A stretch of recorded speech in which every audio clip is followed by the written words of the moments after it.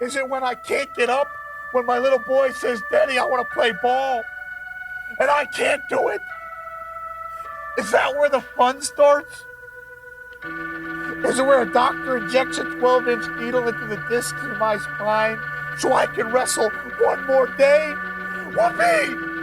Let the party begin! I can't believe you sit here and ask me those questions. Do I bring it on to myself? I haven't done a damn thing to you. All you've done to people is mislead them and let them think that I'm having a time of my goddamn life when I'm in pain. Don't you look at me with that smug look. You make me sick, a man of integrity. I'm gonna smack you.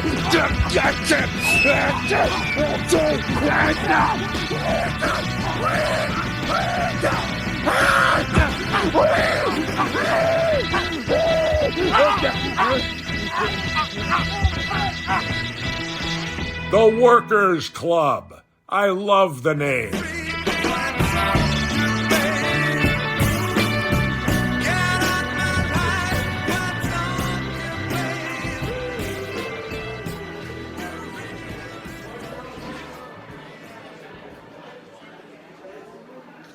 Go, Larry. What were you saying? We got one more week left. Of this? Yes. Of this book? Yeah. You think? I counted 2. No, because when we start on 403. That's 100 pages. Yeah. So if we get through half of that today, we only got like 50 pages left. I think I counted, because I got to chapter 36. Yeah, so there's not much left after that. I was like, we can. There's another 50. Let's see, another 50. I guess you want to just go whole hog. I felt because there's that bonus chapter at the end, and I was like, oh, see, I don't have that. Oh, okay. No. So you don't have the bonus chapter? Oh. Well, I'm They not took it out? using the paperback Oh, he only did that for the paperback to sell the. That's right. because So I those come out probably- later. So I probably did Paperbacks. own the hardcover and then the paperback. He probably got me with that. Yeah, 2 copies. Okay, but I say that, and that we gotta put something. I'm going to stand by Al Snow, the wrestler TV show. We do that first, and then we do his book. I feel like I'm already annoyed at Adam. That's a big undertaking, though. That would be like a 16-week process. And somebody like him deserves it. Because Deserves the flowers. I'm ready to give Al Snow his flowers, as we've given everybody. Are you not? I don't know. He annoys me. Check this out, Larry. So last week, because I'm like trying to push forward a sense of professionalism in this thing we got going. And you said, if you write something, I'll read it. Or I say, this is the Workers Club. We got Larry and Gus and me, Wilson. And so here, I'm going to send it to you right now in the Discord. Okay? Got to introduce the Workers Club. I'm going to send you how to describe the Workers Club right now. I just sent it to you. Hit enter. You can take time to read it over.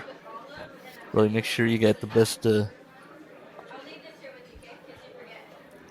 So you want that in our description? No, I just want this. I mean, this is just what I was thought that we could say today. I forgot all about that. I forgot all the intro idea. yeah. I was Okay. like, I'll write an Sorry. intro. I wrote that today. An intro. You didn't say intro. You just said write Oh. something. I thought we were talking about our fiction. So I'm like, what the fuck? No, This isn't fiction. no. This is a sentence. I didn't know there was a writing assignment. This is not prose. Okay, the podcast where every time we read about Vince McMahon, now we'll be thinking about him allegedly pooping on that poor woman's head. That's true. It is true. Every single interaction now. We recorded the last one, and then it hit the next day? Yeah. Yeah, and then he resigned by the end of the Yeah. day on Friday, and then, by Saturday, we're having an amazing week. I mean, that was Mick's first interactions with Vince, and he goes into it a little bit more, but now I'm reading this, and then I was thinking back to his interactions with Brett.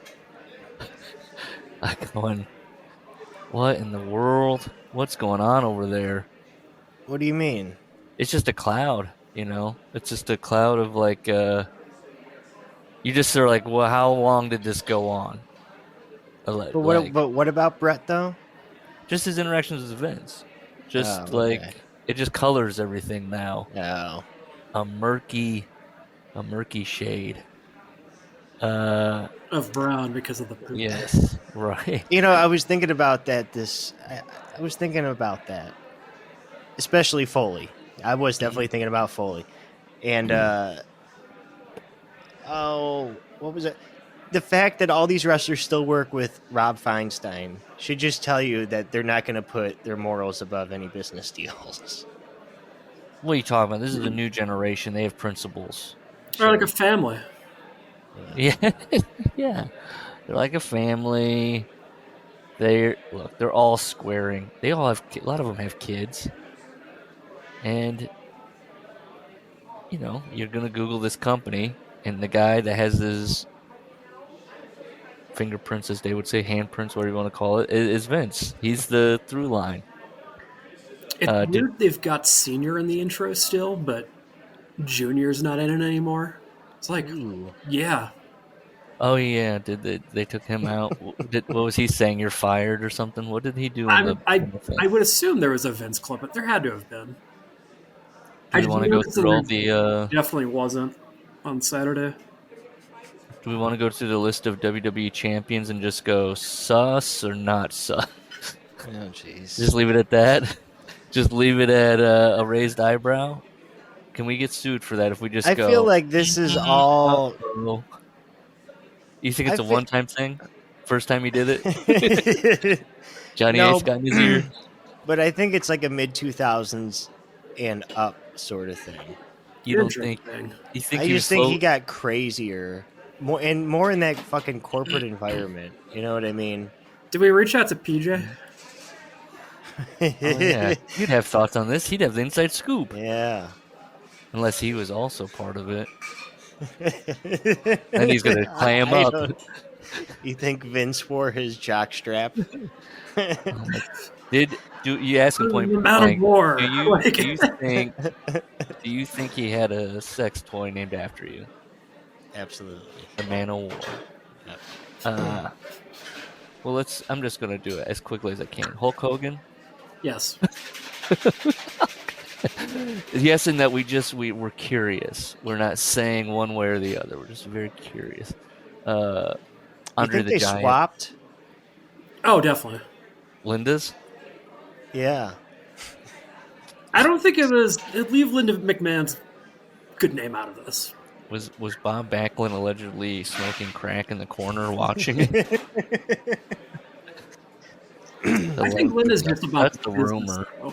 I don't think she partook in the shenanigans. I think it's just business. See, and Larry wanted us to get picked up by some dribbly website. They can't do this. This is one you have to take down 10 years later. Whoops.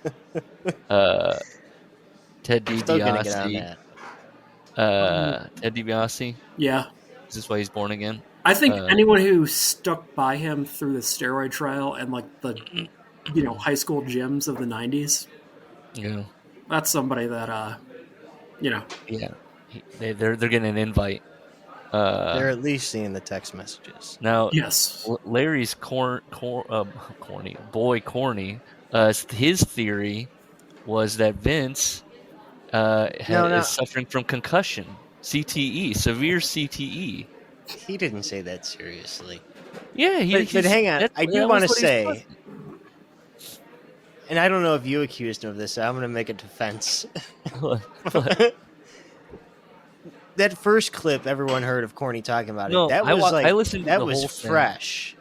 I listened to the and whole so thing. His take was, I don't know. He was making a little fun of it, not even knowing what the fucking, what the hive mind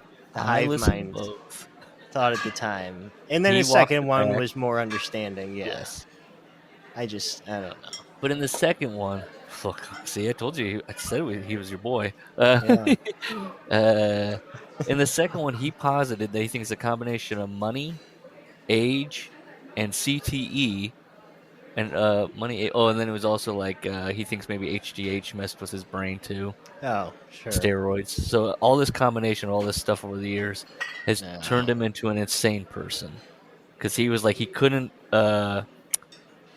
square up the Vince that he knew, the corny Vince. That's what I'm saying. I feel like it's later. It was later shit. Like, yeah, Vince is always Vince that we know, which was still pretty fucking sick. But conveniently, Cornette theorizes that it started right after he left, and not 1 minute before. Let me see here. What did he say? Oh, I played my wife that thing I made for Dear Tony with the Vince thing, and I said I would talk about this to her because, I did the thing. Now she can hear me. She might come in and yell at me again because she said she was kind of half listening. She doesn't like wrestling, and she was like, "I don't get it." Like, then what happens? Pooped on her. And I was like, then Larry was saying that he liked and stuff, and then I was relaying all this. Relaying this back to the wife, saying, I said, and it must be art, because one person likes it, one person's confused about it. And she was like, "Oh, so you think I'm dumb?" And I was like, "Did not say that. Whoa, let's pump the brakes." And so I just want to go on record. So then I talked to her more, and she was like, "Well, I just didn't know. I guess I didn't understand what you were doing." She wanted to know like my context of it and like what I was exactly going to plan on doing with this. And then she said, "Well, I did think it was eerie. It reminded me of that that music video for Pink Floyd where the kids are falling off the elevator or whatever the track." And I said, "Never seen that video. Don't know what you're talking about." And then she was talking about it, talking about how it creeped her out as a kid, and she started talking about heavy metal, the animated film, and that kind of art. And I said, she was done talking. I said, when you're talking about Pink Floyd and that song, the education song, We Don't Need No Education, is that the one? That's the same thing as the guy from Twisted Sister, and he's in like a classroom. And she was like, "What are you talking about?" And I was like, "Isn't there a video where they're like, and they're like, we don't want no education," and she's going, and I was like, "Oh man, I'm doing that Wilson thing." And I was like, "How are you still alive?" I was like, that thing and that thing are the same thing in my mind. I was like, Dee Snider, right? I was like, they're the same thing. Pink Floyd and Twisted Sister are like the same thing. And then she was like, and then she showed me the one where the guy gets thrown out the window, and she's like, "That's Dee Snider." I was like, "Yeah, I know who Dee Snider is." And I was like, "That's not the video I'm thinking of, though. It's like in a classroom, and it's like really colorful." And she was like, "Are you talking about Hot for Teacher?" Holy shit. And I was like, "Am I? Show me that video." And then it was in black and white, and I was like, "No, this wasn't in black and white. The thing I made up in my head." And I was like, maybe I think Pink Floyd is like David Lee Roth or Dee Snider. There's some kind of... Pink Floyd is both of those put together. Thoughts? Nope. Oh, fuck. It's gonna be real. I'm gonna isolate that though. I feel like we just need to draw a line in the sand that this is our current baseline, and if it just gets weirder from here. I know. And Sean, think how insulted Sean Oliver was if he like kept listening to episodes. He's like, "These guys think I'm dumb. This guy can barely remember yesterday."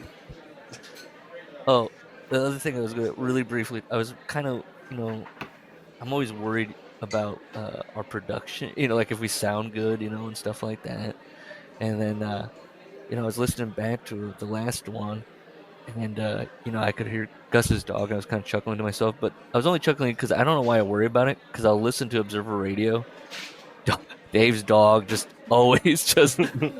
he's there, or I was watching like Eric Bischoff came across me on some clip of him, and he's just like in this closet, the reflection of the computer in his eyes as he's being like, "My God, this poor woman."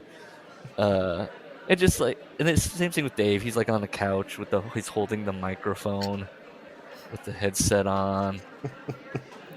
And there's something. Oh, I saw Marty Scurll has a podcast now. Did you know this? Did you know Marty Scurll has a podcast? No. And so I listened to his first one, and he sounds like he's like in a closet as well. This first one with his friend that's helped making it.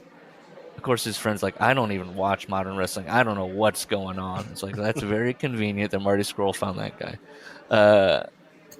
But he sounds like he's in a closet. He's like, "Oi, I'm reviewing classic wrestling." That's what he's doing, right? And then I listened to the latest one. It's gotten better, the audio, but boy, do they steer clear. He reviewed the most recent Royal Rumble. I was like, "Ooh, what's Marty Scurll's take on this Vince stuff?" They were like, we don't need to talk about that. And it's not even close. Like Marty Scurll's not even close to being accused. They're just. And then his host is going, "Hey, I was glad to see Pat McAfee was back. Didn't he have a controversy?" I was like, "Ooh, now you hear my dog." I was like, "Controversy? This is like a cancel people talk." I was getting all excited. That did I have anything else about Marty Scurll? I did. I wrote notes on Marty Scurll. Oh, Dwayne was the big takeaway of the week was to Marty Scurll was that The Rock is now in TKO. Cool. All right. He was happy about that. Oh Lord, that's Marty Scurll's podcast. That's which. It's called Chillin'. It's called Chillin' with the Villain. Him and Michael Elgin should do something together. Yeah, that guy. Oh man, that guy has a quote. Michael Elgin. We talked about it on here. That lives in my brain, where he was opining about men's rights. No, this is. I think this is before he lost his mind. But when he did lose his mind, I was like, I knew this was going to happen. He was. I think he was thinking about leaving Ring of Honor or something. It was before. Maybe he did a stint with New. I can't remember. But he was lamenting that. I mean, they know that I play baseball, and if I was in WWE, that'd be something they capitalize on, that they talk about, that they focus, that they use as a focus. That I had this baseball career, and here, it's not even really. And then I was like, this guy is he's gonna wild. Be a problem one day. That's. I mean, oh man, that's damn near close to Grisham running around with the PWI magazine. Saying, "Do you see where I'm at on this thing?" Yeah. That's it. That's all I got right now. I'm leaving the other one out. Which the other one was like, who are we talking to? What a niche of a niche. Well, like the people that would listen to this, they have to like wrestling, and then they also have to like reading. And I just figure that's not. I think we might be it. Yeah. No, we are it. Yeah. Yeah. The three of us. I know people buy the book, but I don't know what they use them for. I don't know what they. I know. That's it.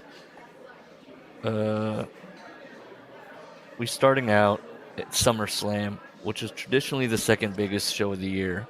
Hang on, before we go in, it's not new, but it was like floating around on Twitter this week. That Cactus Jack Kawada match. Have you ever seen that, or did you know about it? No. Oh, okay. I don't know. It's interesting. Is it good? Sorry if you got. Is it good? It's right after the Randy Orton match, so Mick's in great shape. But I remember at the time, Gus, correct me if I'm wrong, I think Kawada was like dogging him, saying he wasn't even worthy to fucking challenge, like shoot. Yeah. He didn't really give much in the match either. Yeah. Yeah. It's interesting. I found out there's a Cactus Jack clothing line. That's I don't know. Did he have to license that to them to use that? Did they just use, or can you just say Cactus Jack? He never trademarked it.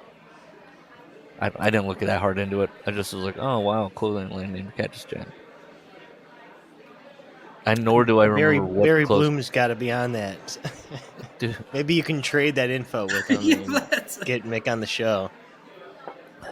Barry Bloom's so busy right now with the Okada deal probably already happened. How did he get? Who sent the word on him? Jesse. Really, Jesse, and it's just a domino from Jesse. Yeah. Wow. It's got Will Ospreay, Okada, the Bucks. Goldberg, right? Nash, yeah. Nash turned Goldberg onto him. Maybe we can ask Sean if he Meanwhile, can ask Evan Brett to ask had Barry. Brett had Carlo DeMarco, who was a fan. Oh, yeah, that's right. I was trying to think about Brett's negotiations, and I could not remember other than him just always kind of being like, he always would just take it. He wasn't Mick. He would take the offer and just go, oh, okay. Do you agree with Mick? The SummerSlam is the second biggest show of the year, or has it always been the Royal Rumble? I would say at that point, I considered it bigger. I don't know. Maybe I'm wrong, but in my mind, it was always They were neck and neck. They alternate. I always years I think there were SummerSlam's dog ass rumbles in the 90s. Yeah, 89 Rumble, fucking. True. I guess Vince always did kind of treat the SummerSlam a little bit better. The undercard in the Rumble was definitely much weaker too. Shawn Michaels was getting over well as champion. Check those tickets. They're Mick. Yeah. Brett, we're at the yeah. Well, Brett's big bugaboo about this year. Yes, Brett drew better than this year. You're right. Yeah, Mick doesn't. Well, remember, Brett was always like, all the boys in the locker room thanked me when I would come back because the houses were always bigger. So if Mick's one of the boys, he's not with them. I'm waiting for that passage where he's like, Brett tapped me on the shoulder. Was like, hey, you notice the payout's a little bit better? And then I was like, yeah, thanks, man. Get that swing set without having to go to Puerto Rico. Yeah. Oh, Jesus Christ. So, feeling on ice. Hold on. The Boiler Room Brawl. This is it. Mick loved the concept and had actually given similar ideas to WCW, which I wrote, oh, stupid ideas. And then he was like, oh, and they didn't use it. And I was like, but WCW did do stupid ideas. I guess it's a matter of who's in charge and who's stupid and, who's giving the ideas. Yeah, Rick's not going to listen to you. Can you imagine pitching to Rick? Did he pitch to Rick? That's what he had, right? That's all he ever talked about. So he pitched to Rick some dumbass idea. Yep. Could he... Now, Vince had the cinematic vision for it. Ric Flair just probably stared at him like, what the fuck are you talking about? Talking to me? And you want to fight in a dark room. You're probably thinking, how do you even see it? I felt we had a great ratings draw on our hands. And I was like, what is he talking about? This guy was just talking about ratings.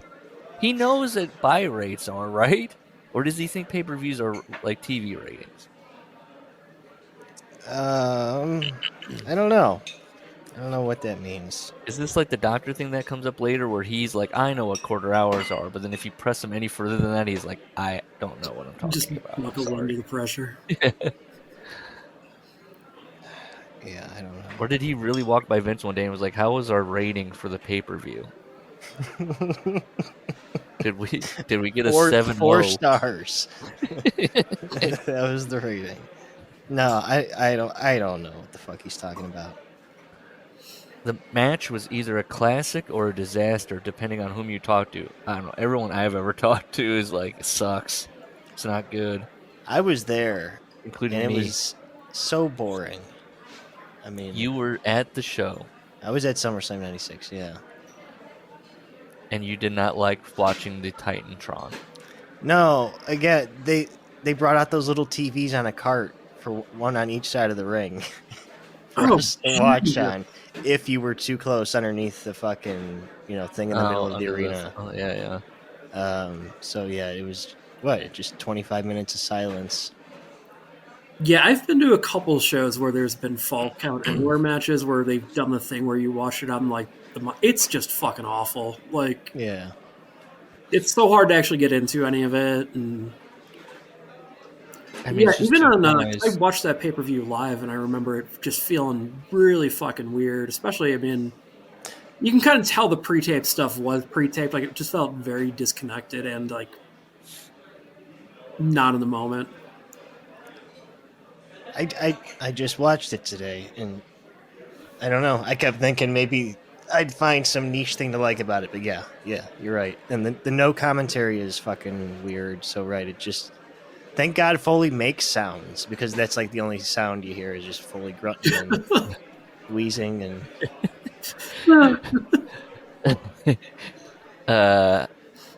Now, is it 1-to-1? Is it the movie equivalent of Mr. Saturday Night, the Billy Crystal classic that Mick launches into a defense of? If it's what now? Mr. Saturday Night. Have you ever seen Mr. Saturday Night with Billy Crystal? No. Did you notice how he called Barry Blaustein a mutual friend?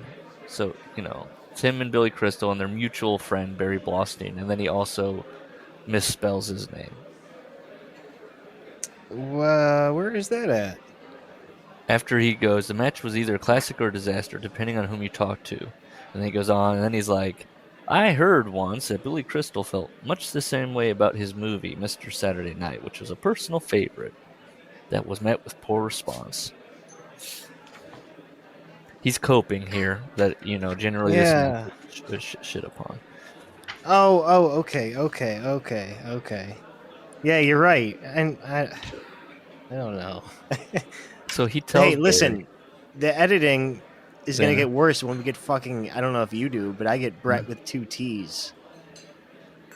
I don't get that. So do you think somebody edited this book and just, I don't know what, he misspells a lot of names. It's odd. Yeah. But yeah, my Brett has 2 T's. That's annoying. Do you have the thing where Mike, like microphone, M-I-C, is constantly spelled like Mike, M-I-K-E? I didn't pick up on that. Oh, it's throughout the entire book, and it's been driving me insane. I haven't noticed. Did you know that Barry Blaustein told Billy Crystal that Mick Foley's favorite movie was Mr. Saturday Night, and then he told Mick that Billy Crystal appreciated that?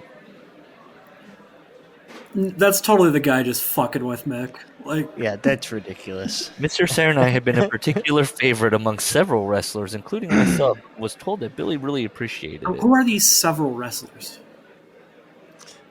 Discussing Mr. Saturday Night, Listen, I only know of that movie because it's the question that pissed Billy Crystal off when Stuttering John asked it in a famous Stern clip. He asked him if there was going to be a Mr. Saturday Night 2, and it set him off. That's funny, though. Now I gotta watch that afterwards. If I can find it. You got a link, Larry? Oh, yeah. So we got Michael Hayes. He's going, Cactus, this is the match that you'll be showing your grandchildren, saying this is what Grandpa used to do. Michael Hayes. See, since we're going through Bruce Pritchard, everyone's got a target on him right now. Michael Hayes, you got a target on his back right now? He should. Is Michael Hayes, you know what's sad? Michael Hayes isn't making the text list. No, You're right. He's you're not, right. He's No not, one he's really. not, no. Yeah. He's gonna be like, do you think he'll be able to reconcile? He's like, oh, thank God I wasn't involved with this, but also He'll be jealous. yeah, he'll be also like, really? I think Bruce probably pooped on him. I mean, you can't give someone the name Doc Hendricks and then not poop on them.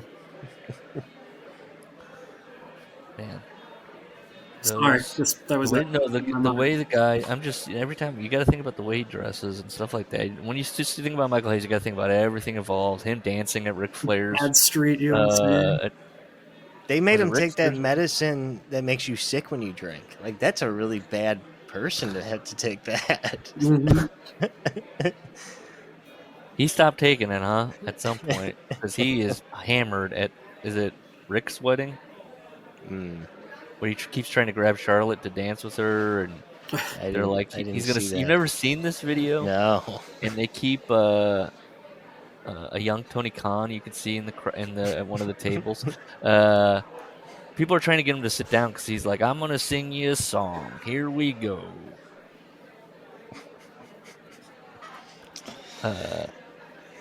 Let's see.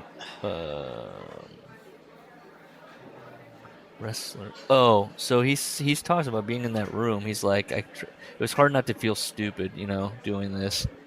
And we talked about it, I think last one or every time. These wrestlers are always just fighting that. Wait. They are. Like, this is stupid. They're always gotten to when people laugh at them because they know it. Yes. Most of these books are them just coping with it and being like, actually, it's not stupid, okay? I mean, it is, but it's not.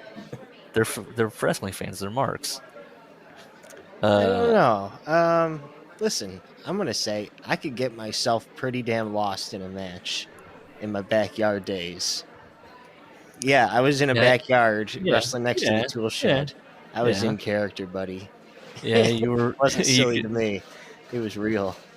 So when they're saying like, and then I looked out in the crowd and I saw this one woman, tears falling down her face. Well, like one time, Dad started cutting the lawn during the show around our wrestling. But you didn't look out, and I didn't, and I still didn't break character. Yeah, in your mind, he stopped mowing for a minute just to really take it in, and you're like, "Wow, I got to him."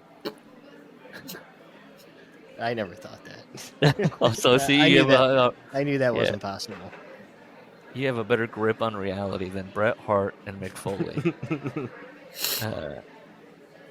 So he's kind of describing how he wanted it to be in his mind when he first envisioned it, and he's basically describing a proto-cinematic match.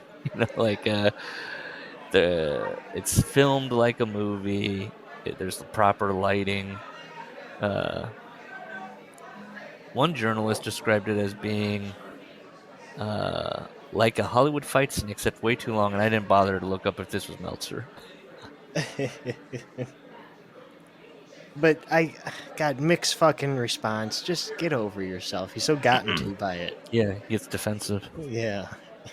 Right. Well, we did it in one take, and we didn't have a lighting rig and a best boy and craft special effects. Yeah, special effects. He does get special effects later. Yeah, and there is in this match when they turn the steam pipe and it blows on the Undertaker's face. There you go. So Vince, I don't know what the fuck you're talking about. Do you guys have any idea what a boiler room was when this match took place? Because I had no concept. So, like, the whole boiler room thing, I was just like, it's a boiler room. I had one in school, so I think I knew what it was. I kind of just was like, okay, like a water heater. Like that. Like, it's like a basement. It's a basement in the arena. And it'd be fun, like if Duke Droese was down there or something. If they did this now, exactly. They definitely are having cameos. All these cameos, yes. Yeah, handing out GHB for everyone. Oh Lord! Did. In Ben Peller's book, he has a Duke the Dumpster Droese character, and he's pooping on women. Yeah, and he knew. He was Davy Boy's source for the stuff that drugged Diana. Duke the Dumpster. I think there was a famous. I'm gonna put another accusation out there. I'm not gonna do it. What was it? There's a story about Duke doing something inappropriate. I think that was like too hardcore for even the boys in the locker room. Oh Lord. He's still out there. Could we get Duke the Dumpster Droese? Not after this. We're putting out rumors that we've heard. Not us. I did that. Yeah, of course. Duke. Does that one guy that you had that documentary? Who did we talk about? That one guy that was shooting the Mountain Rock guy, right? Yeah. You think he's on that footage? You think he's got Duke? Oh yeah, I bet there is some dirt on Duke. Now, because of what's happening in the WWE, it's that guy, Mountain Rock's responsibility as a citizen, a law-abiding citizen, to release that documentary so that the police can look through it. And by police, I mean us. Mick's envisioning JR's commentary, and JR says, "Mankind is setting the ladder up and is ascending its wooden rungs." And I just was like, whoa. He's picturing wooden ladders in his mind, not the actual ladders they use. That's crazy to me. Oh, it's art.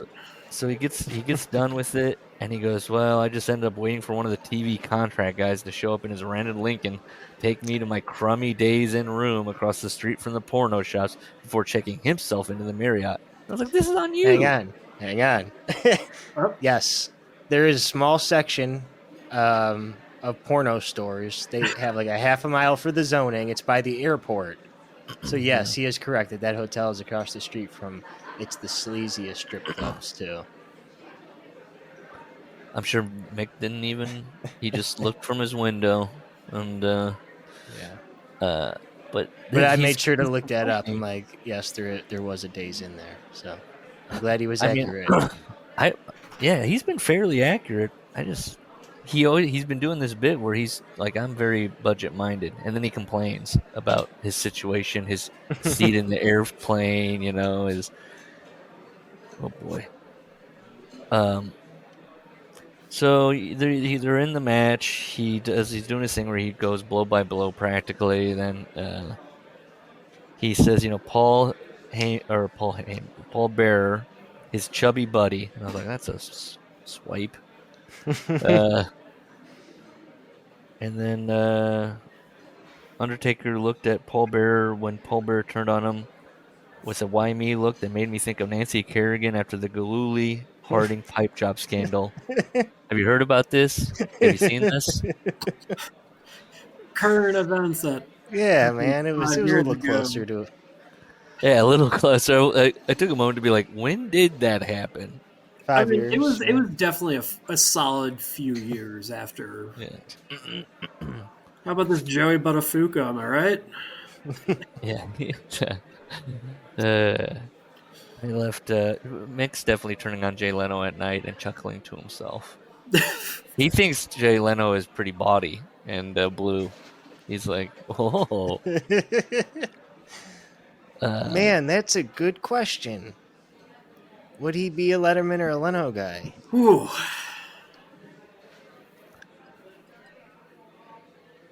I don't know. He went to college in the 80s. He probably would have been into Letterman. Dave's a New York guy, too. Yeah. Do you think he thinks that David Letterman's too mean? No, because Mick is he's got a little bit of an asshole streak to him. Yeah, he loves being vindictive. Remember the cookies in the bed? Do you think, has David Letterman ever interviewed Mick? I feel like I would have seen it by now. Yeah, I don't think so. It would be more likely that Leno would have. Yeah, has anybody interviewed Mick? I know he appeared on SNL that brief time when The Rock hosted. Yeah. And probably on Conan. Yeah, I think he's shown up. Yeah. I don't think he gets a mainstream slot. The first show. Vince is nervous about Mick on national television. So he's going to Puerto Rico. Capital Sports, the company that Bruiser Brody was killed working for. Period. Next sentence. I just like, and I was like, no. He's working for the company running opposition to that. Yeah, I'm just saying. Yeah, I guess I didn't put the context in there. He brings up Capital Sports because he's working for the rival. Yeah. I took 3 dates in Puerto Rico as a way to pay for a playset that I was planning on getting the kids. And now one of his worst wrestling memories happens. He's walking. I made my way to the entrance, so this is the end of the match, and was immediately doused with a full cup of liquid from close range. I guess he says he wrestled. I was heading to the entrance. Listen. It doesn't matter. This is sick behavior. This isn't normal. That a fan poured piss on him? That he has to do this. He doesn't. You're already staying at the fucking sleazy strip in Cleveland. You can't just buy this set. Like, I'm frivolous with money, but come on, you could you buy just a fucking Little Tykes playset and not For- feel bad about ruining your long-term retirement prospects. yeah, you No? can very easily get something in the 300 to 500 range. Like, and you're. And I don't think he probably even spent that much on the set, anyways. Why are you like? I think now this is now a record. Every book has brought up piss in some way. I'm sure of it. I think there's probably something in Living the Gimmick. I'm sure he pissed or pissed himself or somebody was pissing. And Larry, I'm sure, woke up, pissed himself or something like that. Brett got his mouth pissed in. And what else? Oh, then he was arcing piss, streams of piss with his sons and the wrestlers. And Yeah. now Mick's got piss dumped on him. So now I know who's listening to our show. It's Brock. Allegedly. Lester. Nicely done. Thank Scratch another one off the list. We could get Brock now. He's damaged goods. Brock, come in and share your side of the story. Yeah. So he said, so every time he looked at the play set, he would think about getting a full cup of piss poured out down his back. And he says, what does he say? This sounds too I'd cute, automatically almost. think of being doused with bodily fluids, and I'm not talking about the bodily fluid I used to douse Al Snow with either. Yes! Maybe not a knockout, but definitely a stiff jab. Let me just break this down. So what Mick is saying is that he ejaculated. He's a little vague, but I assume ejaculated all over Al Snow's head. Yeah, if we were reading between the lines. Yeah.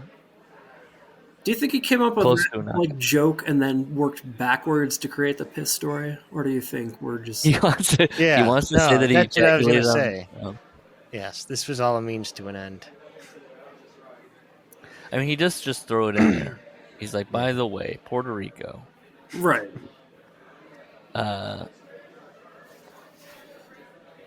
Is this book better or worse because of this story's in it? Or is it exactly the Worse. same? Worse. It's worse. Man, I gotta find. I'm putting Gus on the job. This Bill Watts Mankind match. Oh, I will add that to Yeah. my research list. I mean, where did it take? It took place on the third night in Puerto Rico. The third booking. 3 days. He says I took 3 Yeah. days booking, so each day he wrestled. Well, there was also one too. We mentioned. Well, no, Puerto Rico. Or was, 3 days after the match. Sorry, 3 days after the match. Yeah, he was back in the States. Yeah, I think they were like in Oklahoma or some, Yeah. or Texas. Yeah. Oh, okay. Right. Genius is a word often used to describe Vince McMahon.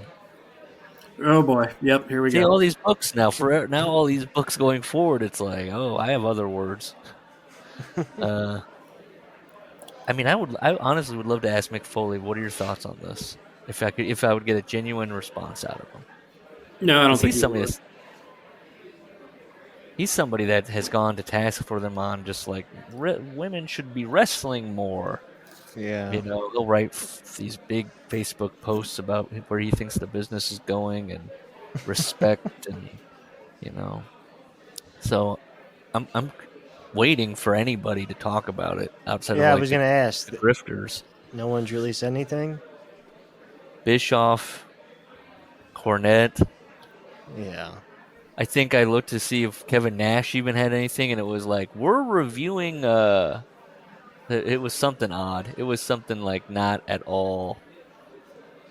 Let me just look here. It's, I unsubscribed after our dust up, so I don't get because the I shows was anymore. kind of like, whoa. You this wanted is- it all. You wanted to hear everybody. I wanted to see if they were going to say anything. Oh, they were like, guess what? They have Kevin Nash on the Netflix deal 2 days ago, and then it was they tweeted out like this is well after the Vince was like, everyone, get ready, Kevin Nash is reviewing Dynamite, Oh. and he reviewed now, and he reviews Dynamite. I didn't listen to it, but it's like, are they really not going to? Sean, come on, you're not going to ask this? Yeah. Well, it's because Vince always comes back until he's gone. You know where those checks are signed. I'm shocked that nobody's even tried to collect anything and put it onto like pin it as a thread of like these are the people that have spoken out about it. I think I saw Dutch Mantel. Like, Yeah, Dutch. That's what I'm talking about. It's just like people that are like so out of the business. yeah, like Dutch Mantel was like, he always Yeah. gave me the creeps. I stayed away. There's not one wrestler who has some kind of like Someone of some sort of note or stature or relevance to. Moxley. Give me something. You knew. You had a suspicion. You called him a deranged old man or whatever you said in the interview.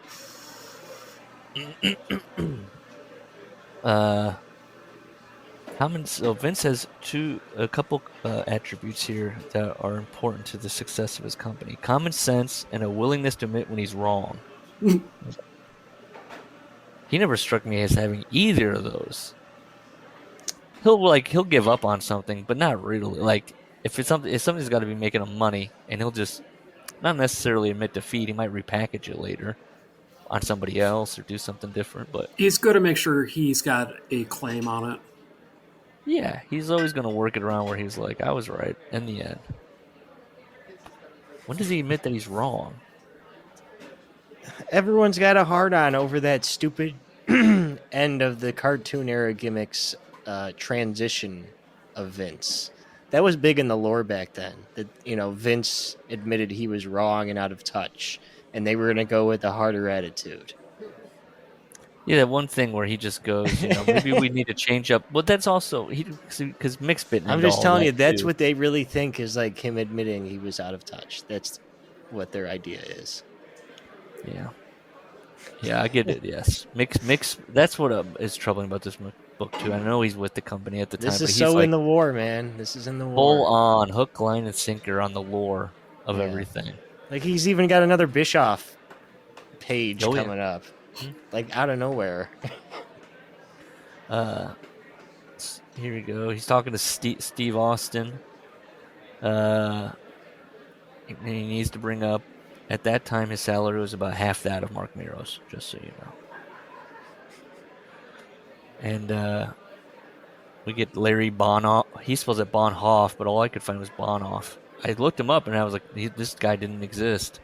And I was like, wait, he misspells last names. He goes, he's a great guy, but nobody got rich in the tent towns. Well, someone did, Mick, and it was Larry. Oh yeah, we saw that Why do you- fancy hog he was mounting. Yeah, Larry, it says he retired when he just he said, I looked around, and what did he say? Oh, like a club in Vegas or whatever, a casino that has like a residency. Like national acts aren't going to come to me anymore, right? In this area. Because he was like, I'm a local promoter. I know this. And he said he saw how much somebody made in one show in one night, and they're going to make it again the next night just staying in Las Vegas. And he was like, it's over. It's over. He just hung him up. In the words of Kenny Rogers, you know when to hold him, you know when to fold him. Yeah, and he was a family promoter. He said his dad was a promoter. It's a long lineage. Do you think Vince knew him growing up or something? Is that what the connection was? Yeah, the McMahons and the what was his last name? The Bonoffs? Yeah, they were on the Mayflower promoting.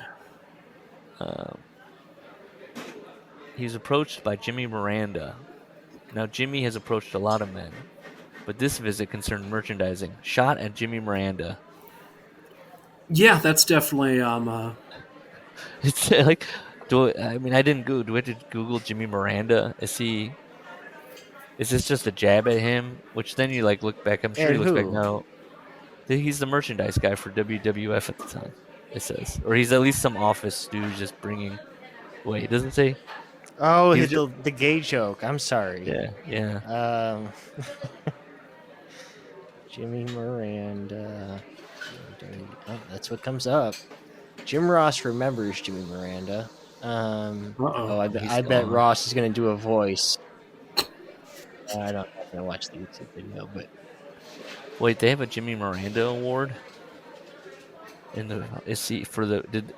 that when they did it that one year and they never did it again?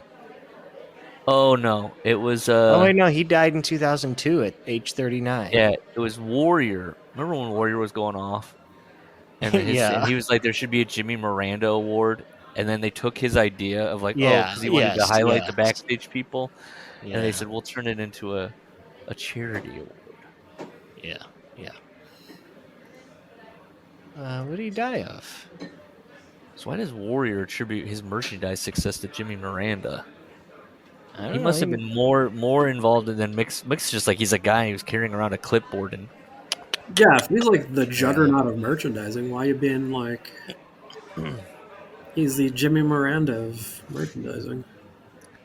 I could see that Mark Henry, the Olympic weightlifter, figured to be a big part of World Wrestling Entertainment's merchandising future. He throws in. I also figured in prominently was the stalker Barry Windham, who had about 15 potential items. And I'm like, is this a fake list? I don't remember them like being that like behind him when he came in. I mean, there was like a few vignettes, but yeah, they gave up pretty damn quick on that. If I'm Mick Foley and I see that, I'm like, it's not a serious list. This can't be real. But to have like 15 Barry Windham stalker items and no Steve Austin like that. I know. This story's silly. It's silly, Mick. Yes. Steve Austin comes over and goes, how about giving Stone Cold an old T-shirt? And Jimmy Miranda's like, looking at his list. We don't have any Stone Cold And T-shirts. I don't think that's in the works for you. Hey, I'm Jimmy Miranda. I'm Walker. That's not how Mick would do an impersonation. No, it's not. No, it's not. He's spiking the ball on Mark Henry here. Yeah. Yep. All those foam fingers. You get to share nation shirts. It's not quite 2 million to 1. Wow. He puts in all capital letters. Wow. And to think, within a year, Austin's merchandise would outsell Mark Henry's 2 to 1. 2 million to 1. Yeah. Ugh. Yeah, he's very obsessed with Austin's merchandise success. He brings it up quite a bit. We get his WWE history, where he talks about like how of the Monday Night Wars, of how all the old guys left, and all that was hot really was NWO and maybe some New Blood, and now their audience is now limited mainly to older men and kids whose parents won't let them watch our show. Isn't that the WWE audience now? Children and old men. Yeah. For his part, Vince never panicked. False. And then he's like, and he gave me, Austin, Goldust. We gave us a shot during this time. And he goes, strangely, in retrospect, and he kind of goes into the reality of it that Vince panicked, didn't really have anybody to replace those guys with, so threw them out there, and then really kind of was just like, nothing I'm doing is working. Just do whatever, whatever. If you got a good idea, let's go, let's try it. That's, it's called desperation. It's called, I don't know. It says he's doing that thing we've seen in a couple of books where the guy. Hey man, he was in the trenches and he just wants to be recognized that he was there before it was big. That's all he wants. Well, that's all any of this means. Well, I think it's these guys love to give Vince credit, or they like to put it in their head that it was this whatever the lore is way, but they never can. They'll talk about it. They'll write in the book like, weirdly, if you think about it, and then they'll explain reality, and then go, weird. Do you think you could have those boom periods of the highs they reached without Mick? Yeah. Yes. Yeah, it's a very quick yes for me too. Like, Yeah. Great supporting character, but yeah. Yeah. Man, you couldn't have told me that when I was younger. I It wanted could have him to, been like, Lord run with Steven the Regal title. spot. Well, I'll talk about later, but I'm thinking they really always wanted to push him as a comedy character. well, and I think Vince was kind of fucking with him with the dude love stuff almost. Like, Yeah. oh, here's your stupid, teenage video. He, Go and dance for me. I mean, he definitely treated him like a clown. Oh, absolutely. So he says Shawn Michaels, who had a You reputation. don't think he's sincere to him in Beyond the Mat when they're talking at the Rumble '99, and he's like, "That character, Mick, it won't die." And he's like being wistful for Mick's character. Was he performing for the cameras? I would say probably, Vince and I Okay. also think I I'll think believe you. I think Vince is trying to tell him, I want it to die. I want it to stop. Well, Vincent's entire existence is a performance. Yeah. Okay. Yeah, yeah.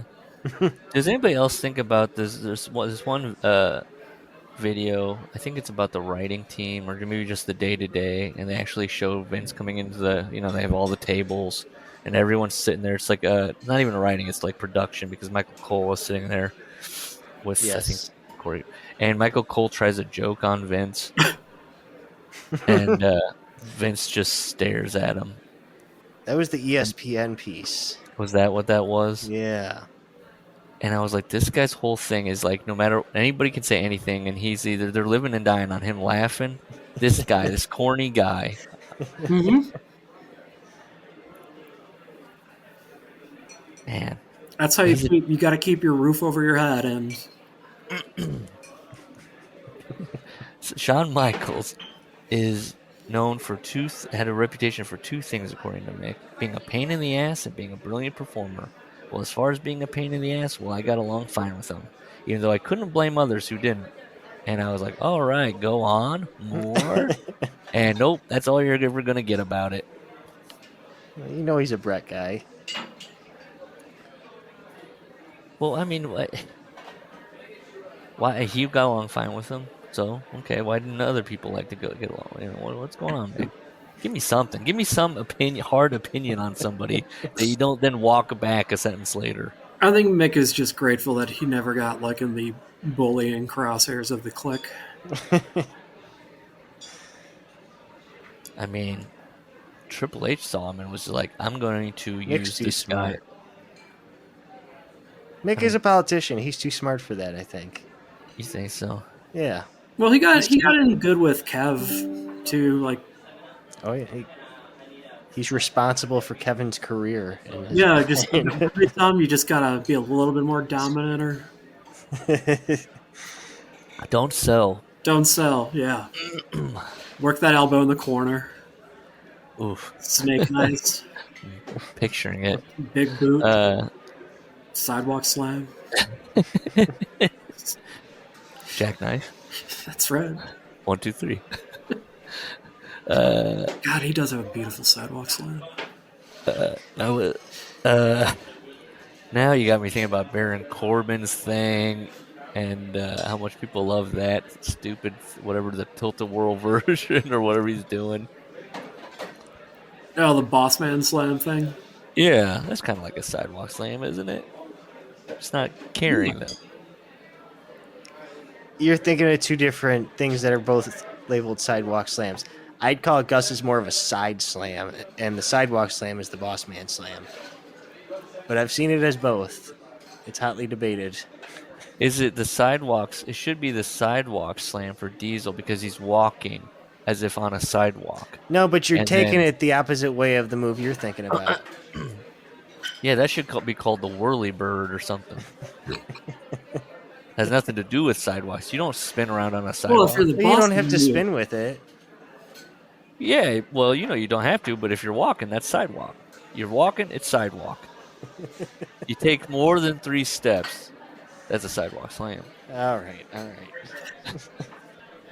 Mick has people chanting "You sold out," and it gets gotten to again about it. You think anyone actually chanted that night? He says they did in Philadelphia.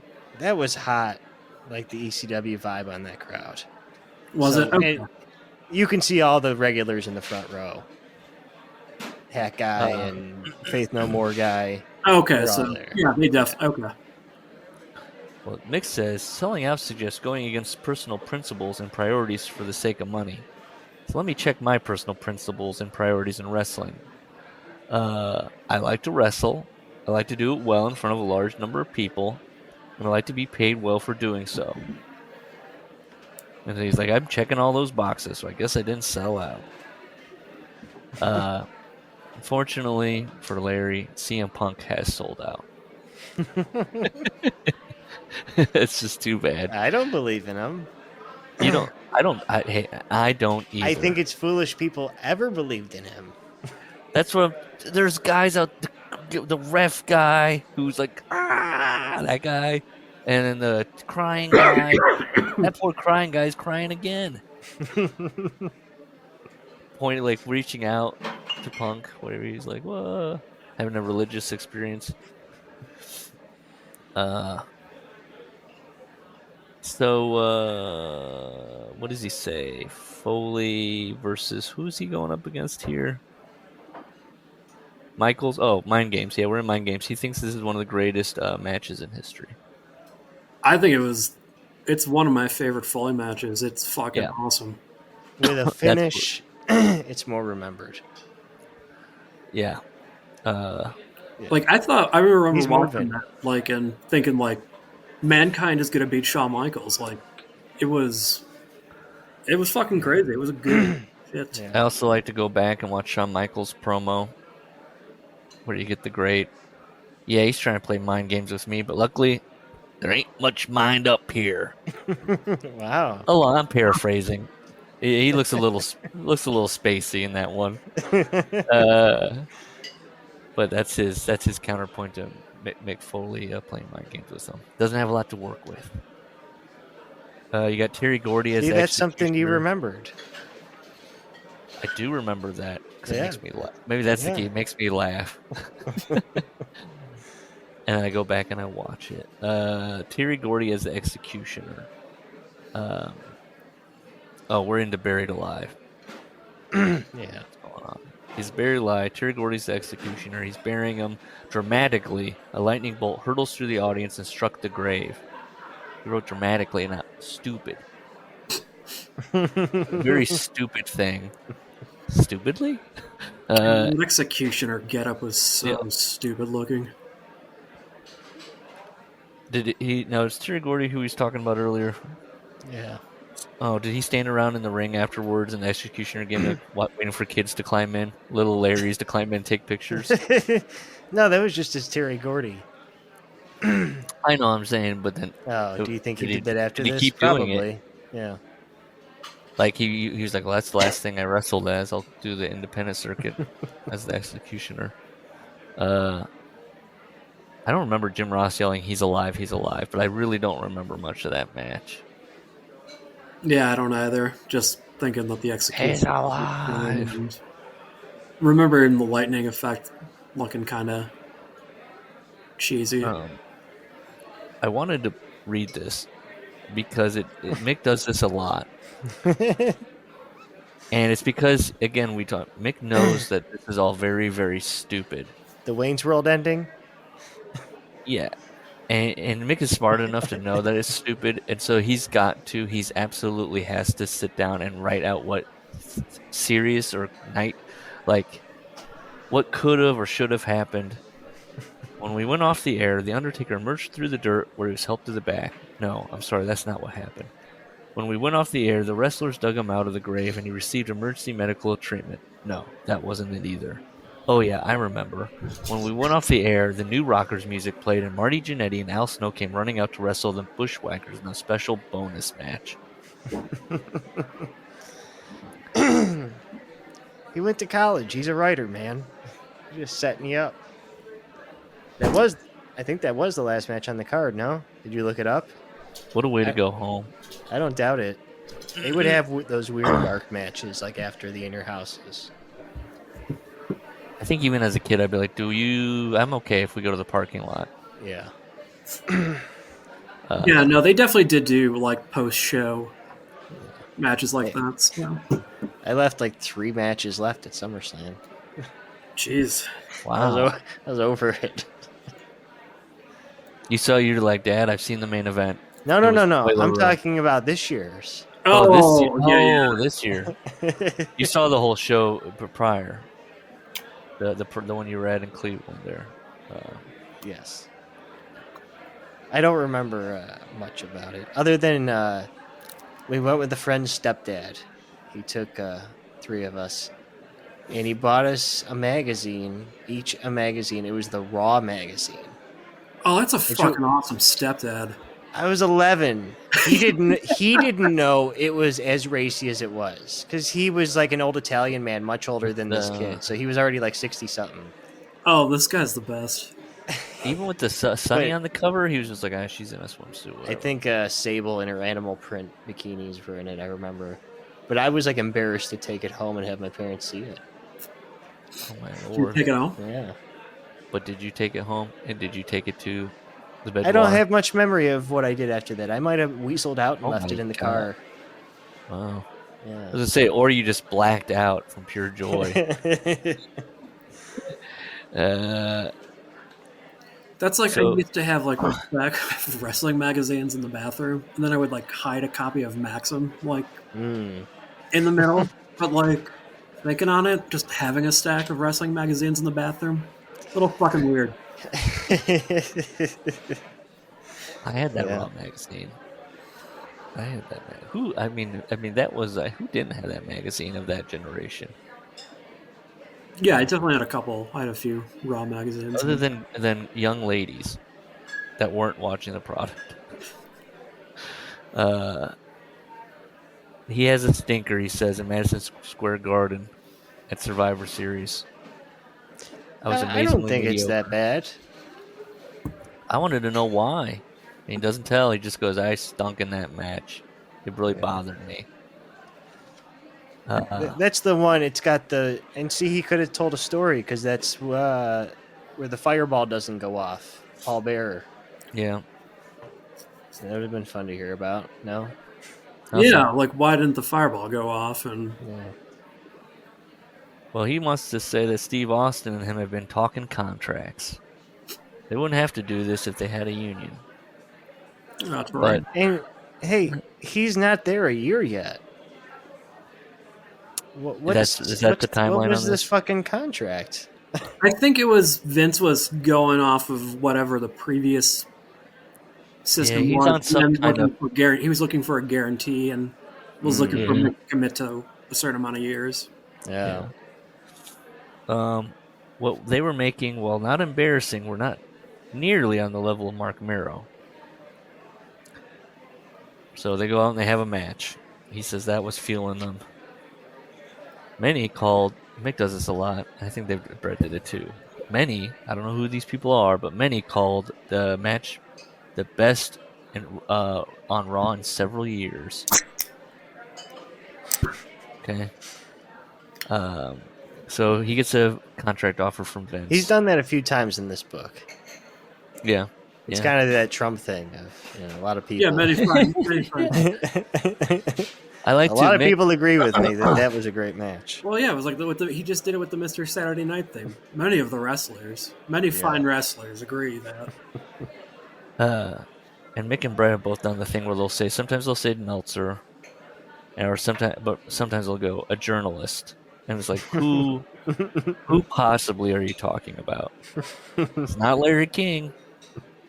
Who's talking about these men? Is it Sean. Keller? Is it Mike Johnson is a It's Jobber Dave- Nation. is a Dave Shearer back in the day.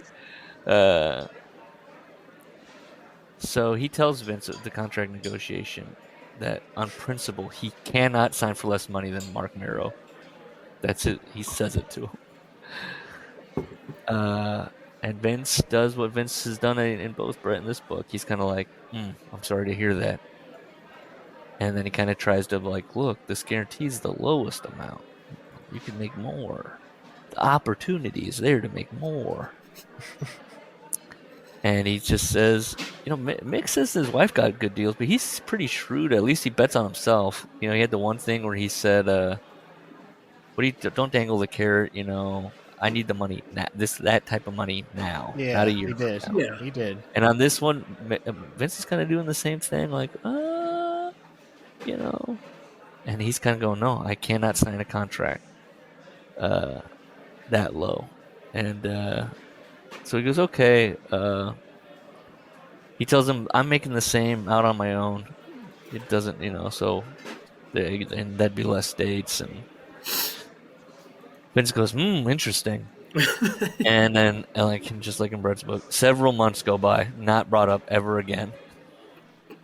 And We'll take a look at them. I think that's probably just Vince waiting for something bad to happen to these guys until they need him.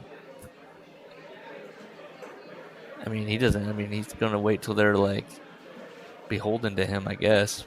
That's the next move. Yeah, I don't know. I'm just still lost on why he's up already. But he says, Vince tells him, I'm only going to push guys that are signed, but I will make sure we'll take care of this. You not making as much as you think, at least get some of the pay a little fixed. And he says, so his payouts are doubled, but he's not on TV anymore. He doesn't get promo time. What is he doing? He's got a back problem. But this cannot have been a very long period of time. Yeah, I was trying to line that up a little bit. I guess it just would have been, late December into January. He says There's not several months until later when his contract's brought up again. Yeah, I don't know. I don't know, Mick. He can't train with weights because of the sciatica. He can't do cardio. He can't sit. He's just lying around. He's just watching TV at home. I don't know. He kind of was describing how, when we saw that wife swap thing, how it kind of just looked, how things were going. Yeah. Then. He can't ride rides. So his Undertaker stuff airs. Something in his Undertaker match. And So he's hang on. He's 31 years old. Mm-hmm. Yeah, what's the problem? And this is the shape he's in. Yeah. Okay. Yeah, I know. I looked up his age. I think he said he was 58, and I was shocked. I was like, he's not. That's not good. There's guys in their 40s right now having runs in WWE.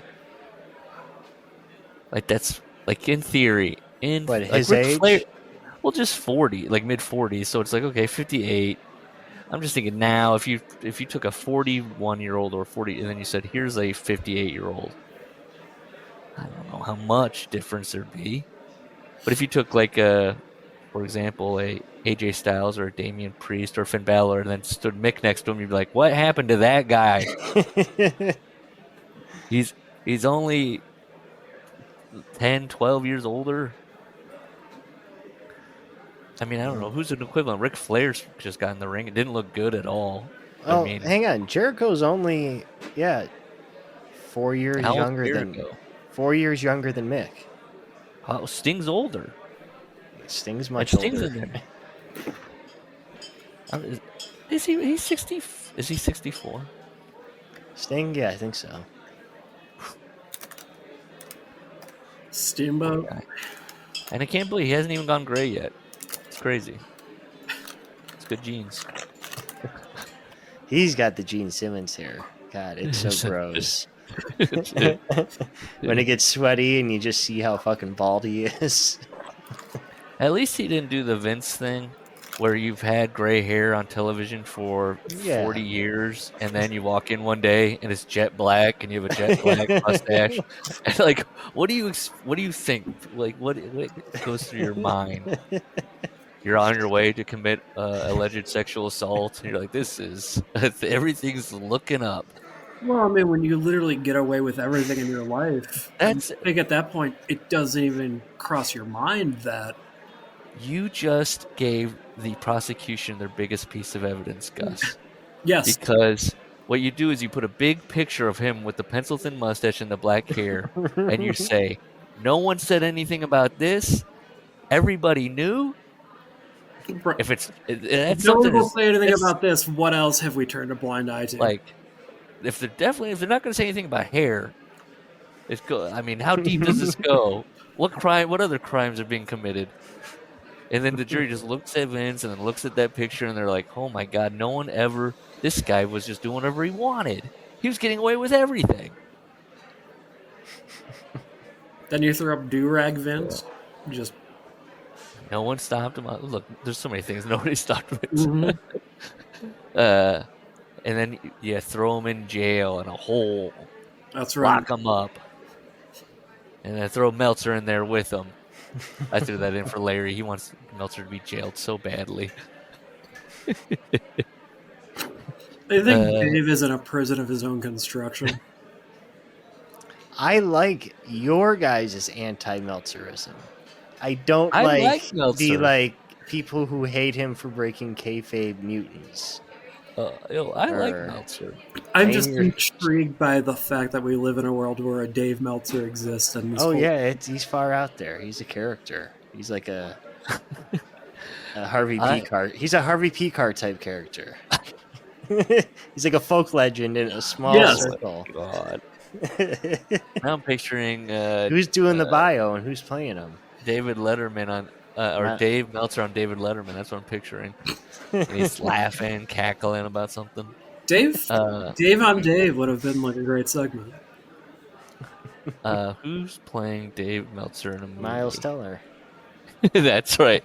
You guessed it. Miles Teller. He could. That kid can do anything.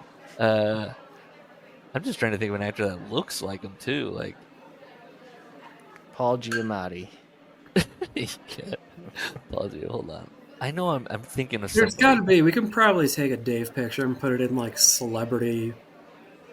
Who's that guy that got canceled for saying he was in 9/11? That was on the league. In the league, it's Steve Raznazzi or something like that. If you type in Steve Raznazzi, which is what I did, his name does come up, so that happens to him a lot. Okay. He kind of has a Meltzer kind of look about him. What a pick. Yeah, I guess he's got a big face. Yeah, I'm pretty much thinking of a and then put a tie-dye hoodie on him and some very bedazzled jeans, stylish jeans. Yeah, I'm with you now, looking at him. Yeah. He looks, who he looks more like is Del Wilkes. Does he not? Let me refresh myself on Del Wilkes. He could play Del Wilkes in the I got a picture of Patriot biography. Del Wilkes. Del Wilkes kind of looks like Pac to me. Does he look like Pac to anybody else? At least the profile. Kind of looks like Davey Boy. A little bit. I can see why Vince was pushing him. I don't know why he put him under a mask. That whole character and that whole run was just... They just had a guy now that was like the Patriot. Like... I didn't get it at the time. I was like, no, I did not. Why? What's happening? What is this? What is this in response to? That's what I always was thinking about. I came back in '98, and there was a toy of the Patriot, and I'm like, what is this character? I had no idea.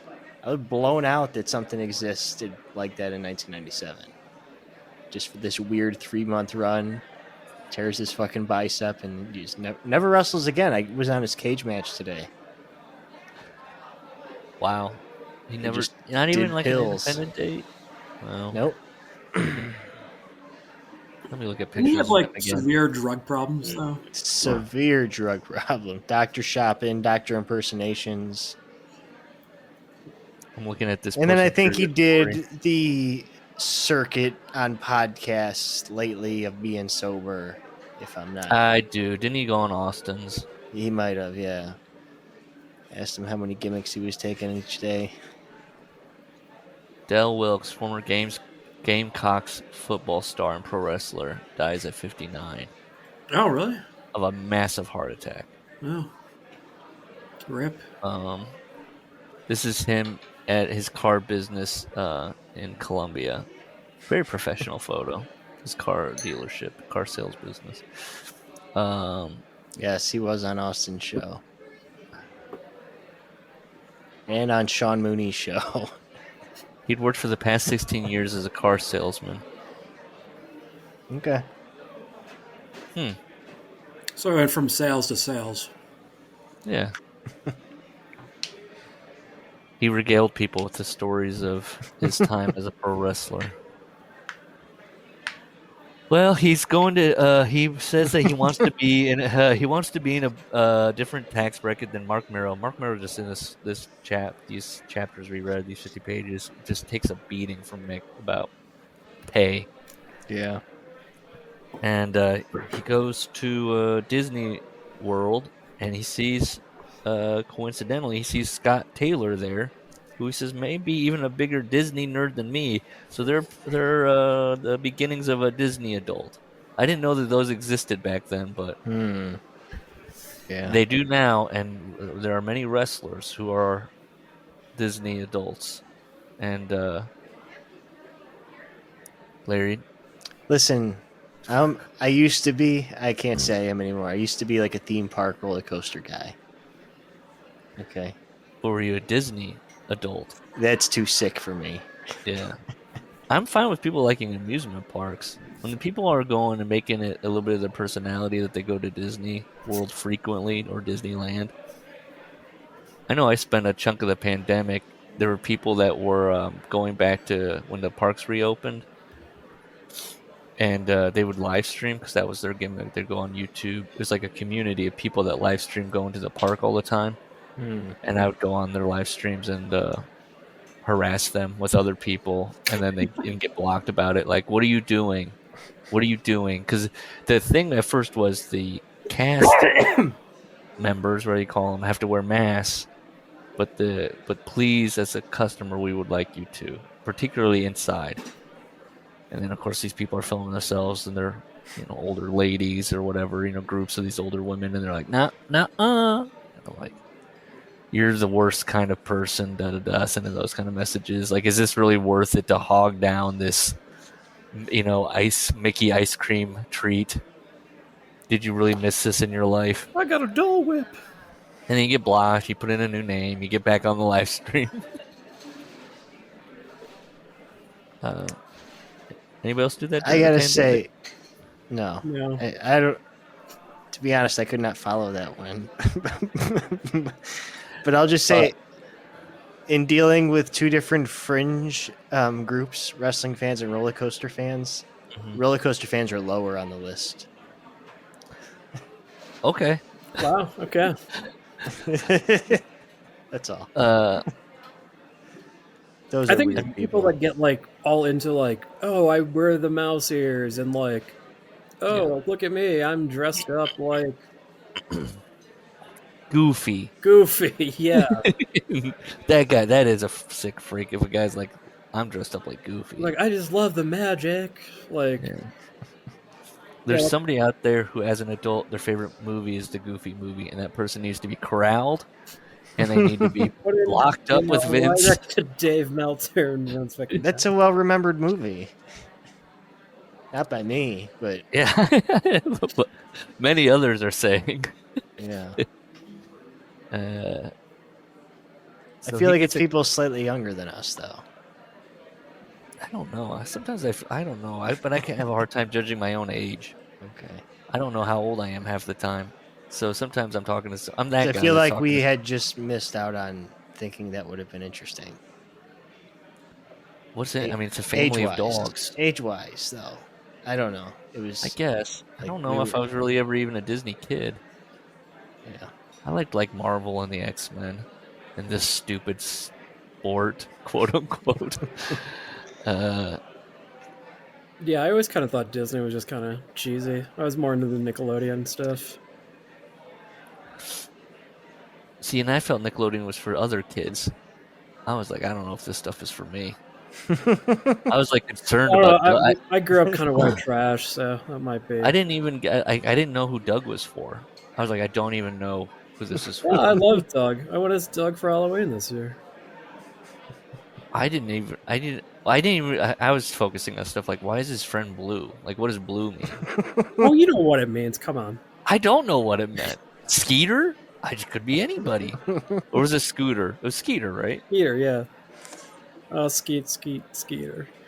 And just like he's wearing a sweater vest, and I was just like, who? I've never seen anybody dressed. Wearing a sweater. I've never seen anybody dressed like that. So I was like, who? This? I don't know what this is about.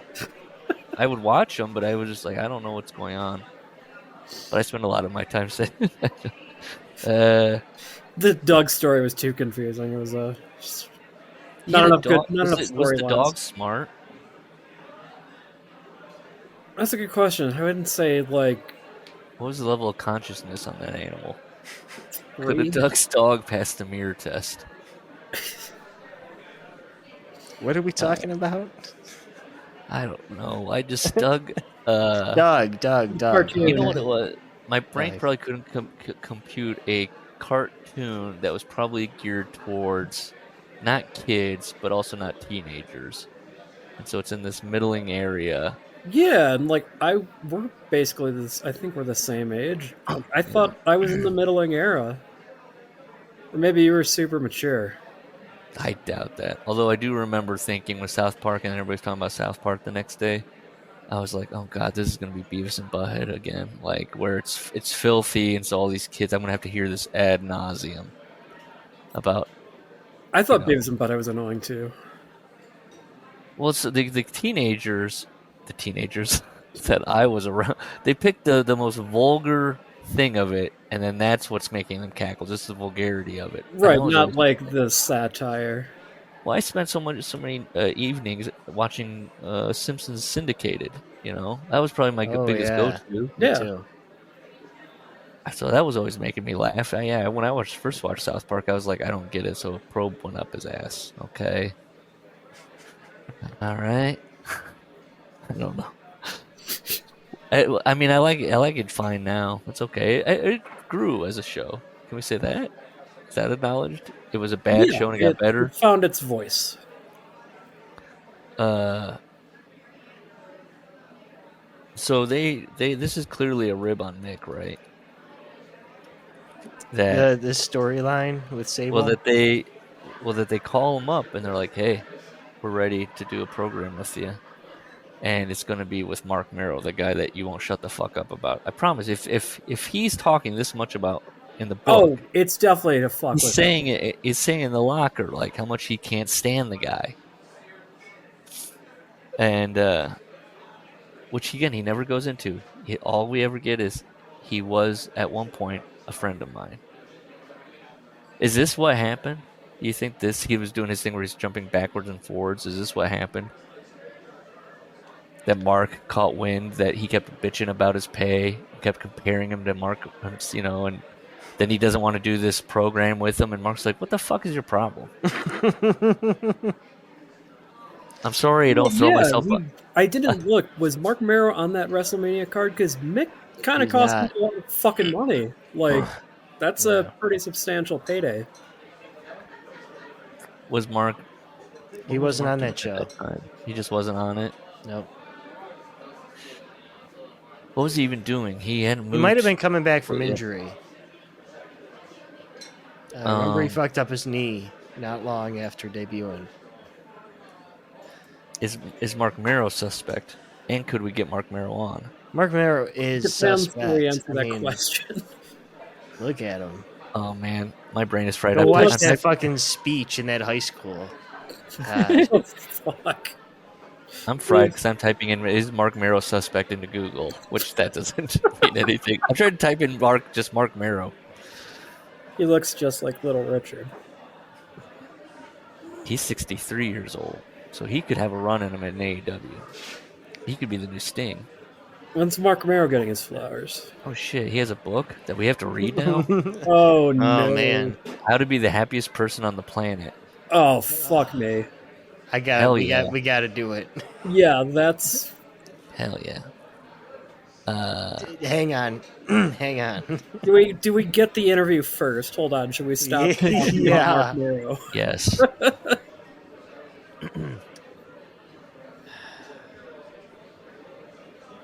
We could do it. I think we can do it. I'm trying to think. Miro participated in the 97 I- Rumble. I bet he would charge though. He's a guy doing this for the money. Yeah. If there's a reason, I've got a figure in mind where I'd feel comfortable up to it. Yeah. I'm not gonna play all my cards, but you know. I mean, you got to ask him about Brock in the PP. He won't say anything. Oh, yeah. But, I'll think about it. so in his Cornette pitching this, Cornette's kind of like shaking his head like, wow, he's turning down a WrestleMania program with Mark Marrow. And he pitches their idea is that Sable splits. They want Sable to split from Marrow, and they want this idea is Sable goes with Mick and essentially does the oddities with Paul Bearer, or the Addams family. You know, Gold Dust. It's This is the It's most that- Russo idea. This is Yeah. totally Russo. Sable's goth now. That has but- legs. I thought it did too. I didn't hate the idea. Like I was kind of picturing it. and I'm Anything to like, pull that hair down. In my mind, I was thinking this would have killed Sable's career, as opposed to how it went with she's on. Wait, how did it go? And then she just went off on her own. They just did the thing where No, she was because just you know what? She wasn't doing. She really didn't do shit in '97. Yeah, but they do. So what they this end up doing would have don't got they, her is steam that- quicker. Because Mero was out a bunch of the year, so she wasn't really there much. '98 was her year. Well, how they ended up separating them was that she just kind of you don't get the handprint thing, right? If she's with Mick, that's how the separation happens. You think it's that important? And to her career, I think it's probably the only thing anybody ever talks about. And you get the Jerry Lawler. We've talked about the Jerry Lawler standing still but jumping Shake like up the hands. Yes, and he's like jumping up and down like he's like a cartoon, like where he's like got springs under his feet. Yeah. He's vibrating almost. That was an exciting night. Live. It was exciting. Stop, buddy. And then so Jim Cornette, he can make anything sound good, but this time I wasn't buying it. I think you would have had an easier time selling me a timeshare in Kosovo. Kosovo. Right. Bill Clinton. We're there. Or Yeah. it's the 90s, baby. That's just like Nancy Kerrigan and Jeff Galooey. Yeah. He says that rather than the benefits of having a run with Mark Marrow, he's claiming even he's so sad about this that Colette passes him a note that says, "Are you okay? What's going? What are they saying?" I don't know. What would the program be? I wouldn't want to see those two. I don't know. Maybe I'm It cranky. said he takes Sable away from Marrow. Okay, Yeah. I guess there's legs in that. There is. It's George the Animal Steel, Yeah. right? Yes, this is the Vince. Then fucking do type, it, Mick. Man up and fucking do it. Get it over. Matt Bourne would say that it's up to you to get this shit over. You're not a good worker if you can't get bad gimmicks over. And he's Otis bad. Otis got the call for the same story with Mandy. What was her name? Mandy Rose. Yeah, Mandy Rose. And he was like, yes, I will do that for the pandemic. Well, it wasn't going to be, but ended up being the pandemic. Well, it's like if you're not doing what they're paying you to do, why do you think that you're entitled to Well, he says that. more money? Larry brought up he's only however long into this thing with his cup of coffee with the WWF. Yeah. He's only maybe 10 years in the 13, something like No, that. Not even 13. Yeah, 96. He got in 87, so 9 years. Yeah.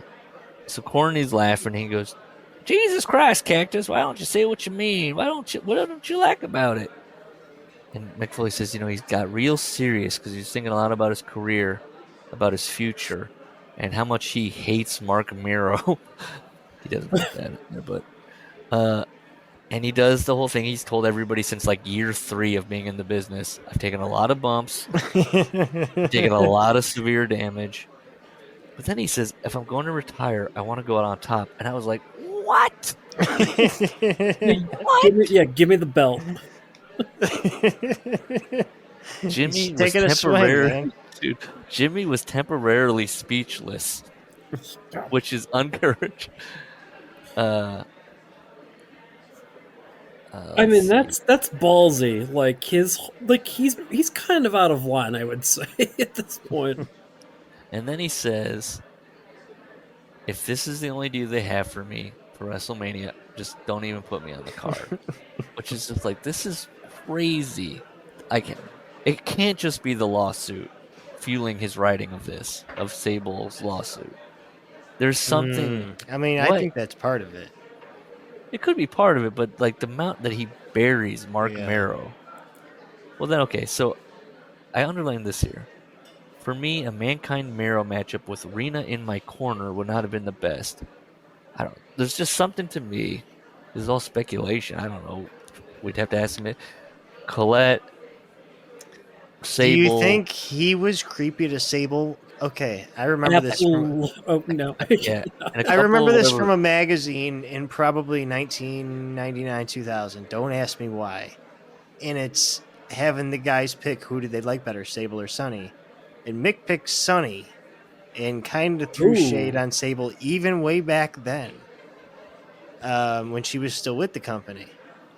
So I don't rule out him being creepy to her and getting turned down or a deal being made of it. Trying to be friends with her. Yeah, that was and my Miro knee-jerk. probably just told him to fuck off and he got offended. I think, or he was like, this guy's kind of creepy, and he heard, I don't know. But my knee jerk, I think it was whatever, when she first gets brought up, I was like, my knee jerk is that she didn't like the vibe of Mick, and it kind of like bled.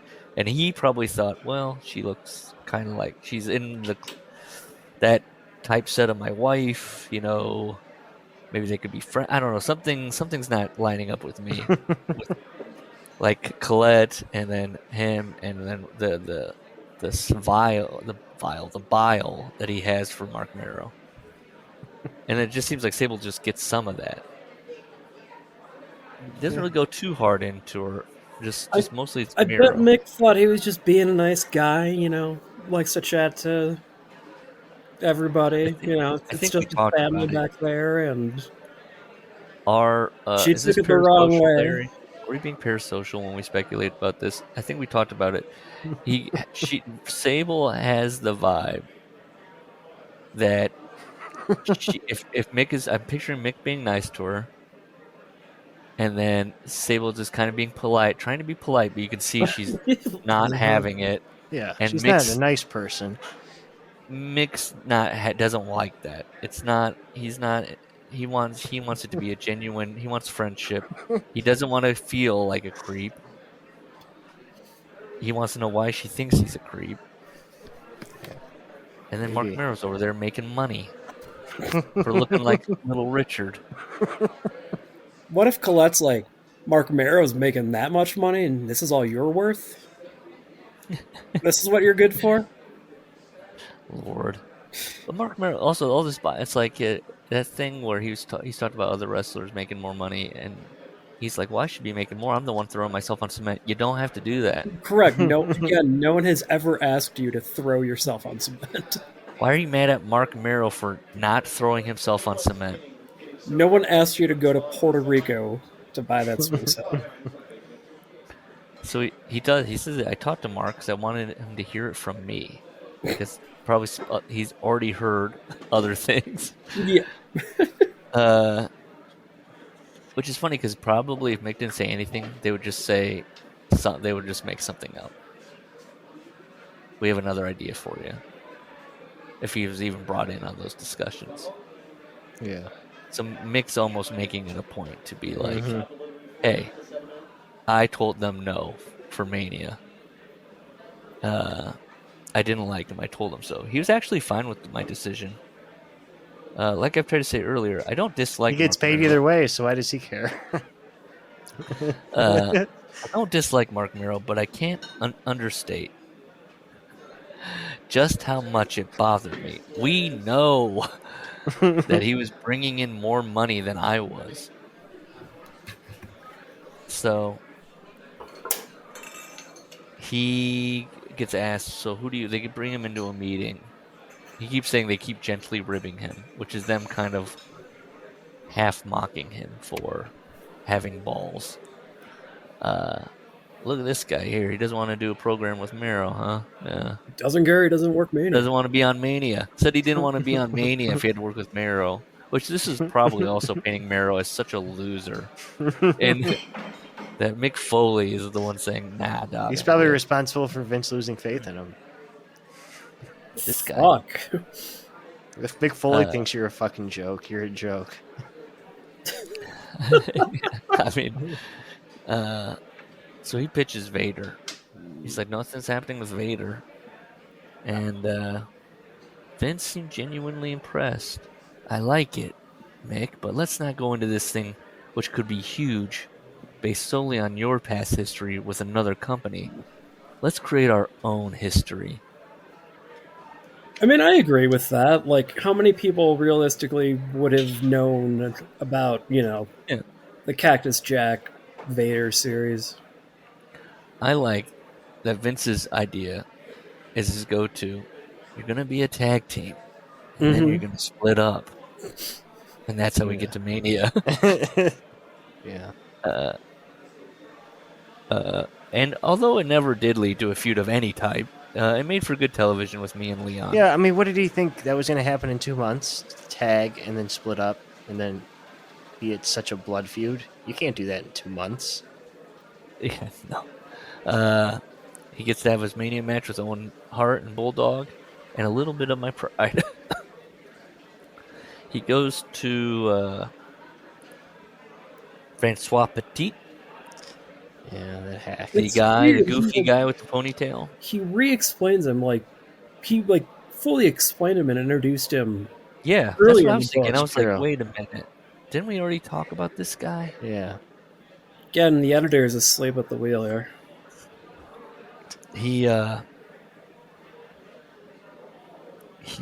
Let's go here. What do I got here? He's got back problems, that's all. He's in Germany. He gets to do PR work. Germany is just... The wrestlers definitely remember when they went to Germany. Well, remember Mick had that whole, bugaboo about, not being able to do PR. Yeah, he can speak for German. WCW. Yeah. He took college German. Right. Colette was begging him for a vacation. I like that this is also a thread, Brett's always like, I'll take you somewhere. He's off in foreign countries, and he's like, yeah, I'll take you somewhere. And he's in Germany, and all of a sudden his wife's calling up going, when are we going to go on a vacation? And he tells her about these great discounts available on last-minute cruises. And so she books us on what a a cheap 3-day asshole. trip aboard the Big Red Boat, which I looked up the Big Red Boat, and I was like, okay, so first it was Disney affiliated. And I was like, of course. And then I was like, well, wait, this is 97. And Disney decided, hey, why are we licensing out we'll just do our own. We'll buy our own fleet. We'll do our own cruise line. And so then they switched over, and they're not called the Big Red Cruise anymore, but they went to Warner Brothers and said, "Can you?" And Looney Tunes, it became that kind of boat. I have to assume. Oh, so it's like a Great America, but on a boat. Yeah, and then this one was probably Looney Tunes at this point, themed. There you go. It's always just got to be like kid stuff with Mick. I can't imagine taking. Granted, he took his kids with him, but a Disney cruise or a any Looney cruise. Any cruise? I'd be so bored. Steve wants us to. Real bad. What do you do? I don't know what Steve expects us to do on a cruise. Walk around? We can sit in our interior cabins and watch tape. I'll probably end up doing what I do on every vacation. I post up at a bar or in my cab or wherever, and that's that. Okay, you know what? I don't know. I still wouldn't want to be on a fucking boat with all those people, though. You're talking about specifically... Like getting drunk on a boat for one night might be fun. Yeah. I don't know about 7 nights. Yeah, because you're seeing the same people, and you know there's...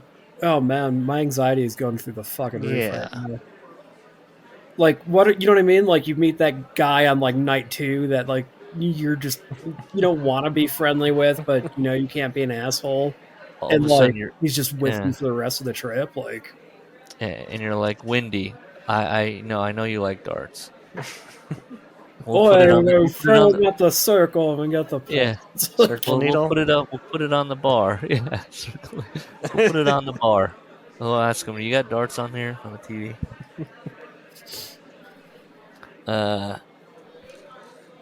Let's see. They had fun. He tells Vince he's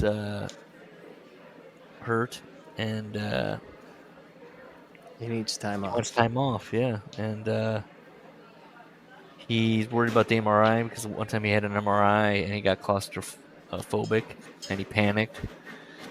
And his fix is that he's going to have Colette read Don't Know Much About the Civil War by Kenneth C. Davis. What's a trigger? I looked it up because I was like, what is this? And it's essentially, it's not a kid's book series, but it is easily digestible history. Like the Reader's Digest version of the Civil War. So it's like, there'd be a book called, like, Don't Know Much About Pocahontas. And then it'll go in there and it'll go, did John Smith really save Pocahontas? And it's kind of like a blurb, you know, and it'll... It's like the History Channel in a book. Okay. Yeah. It's just kind of fun. It's a fun history. Oh, that's what he's having read to him? Wow, good research. Did Ulysses S. Grant really eat an apple a day? And he's like, oh. I don't know. I just made that up as an example. That's how that's the format of the book. Right.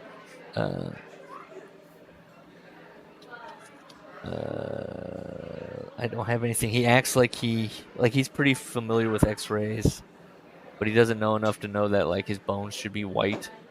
He gets confused because there's one white his disc. discs, not his bones. And everything else. Yeah, but a bone. Yeah, but like. No, that disc is in between the bones. Isn't a disc a bone? It's like a disc, or is it fluid, or what is it? The fluid is the disc. Let's see here. Is disc bone? Soft spacers. Yeah, they're in between the vertebrae. But disc is a hard word. CDs are hard. I've always because I've always pictured them like jelly-ish. Yes. Like a donut almost. Okay, yeah, they're in between the vertebrae. Oh, and when your bones hit on each other. So I'm right now realizing when I think about like. Okay, wait. Yeah, so when your disc slips, like that's. So why do I have bone spurs in my back? What is that on the disc or on the spine? That's the vertebrae chipping off and then floating in the jelly, floating in the disc. Oh, fun. Yeah. Oh man, so my jelly's all messed up. All this time I was thinking it was my Look, I'm not one to ask questions when I get things explained to me. Or do a follow-up, apparently. No. Well, I'm like, well, Hey, as you're I've saying, I'm like, diagnosed a hernia in the last month, so I'm pretty good. I'm on a roll. what? I also correctly prescribed my father's pain meds months before his doctors gave them to him. Oh, Fuck yeah. That was it like, weed? No. You gotta smoke a dude, brother. I didn't get any feedback about that. I dropped off the package. Oh, you did it. You I gave did, him the package. and he never said anything. He no-sold it. Yeah. Wow. It's a secret. Are you gonna bring it up and be like, so, man, you cheeching, you chonging? You gotta be real corny with it. I will. Sitting all Cleveland cool on the couch. Yeah. So explain this. How is my nerve that's running through my and then in my arm? Is it the jelly is gone, so the bone's pinching down on it? Is that how that's working? I think that can happen, yeah. I need to get some jelly in my bones. That's what's gotta happen here. I gotta go get an X-ray with some jelly. Yeah, they put the jelly thing in, and they just... Yeah, how do you fix Yeah, this? because Do you it's put more jelly? when there's no more jelly left, that's when they have to fuse the two together. The bones. Yeah, so they weld them That's together. the fusion essentially. surgery that all the wrestlers fucking got. The year Not long. one person has invented an artificial jelly disc. We should take this to the lab. Yeah. Did I just make us all rich? No one's thought of this. I don't know. Just take like a piece of styrofoam, like a packing peanut. Yeah, there's got to be something we can just pump in I'm there. just thinking of it just being like a tit implant. Just, you know, Yeah, what I mean? exactly. That kind of texture. Or like, you only got that spray foam for the house. Caulk it. You could caulk it. Yeah, you can do some caulk work. There's got to be an easier way than fusing two bones together. Yeah, That it seems is. like the worst idea. I can't wait for the doctor to be explaining why they need to fuse my back and be going, that's bad. Come up with something new. I You already can go- thought about this. You'd have to go to that guy Scott Hall and Kurt Angle went to. He didn't believe in it, and that's why they turned out so well. Kurt, who can't turn his head. He broke his neck 7 times or whatever. No, we're not Lord. getting him now. This is a Doctor Who reference, but Kurt Angle legitimately looks like a Centauran. That's what he looks like now. Do you know what that reference is? No. Google Centauran. I swear to you, he looks like a Centauran. It's Sontaran. No, it's a C. No, it's Sontaran. Centauran? Oh, Santar. Okay. It's just an egghead with no neck. Yeah, he looks like a potato.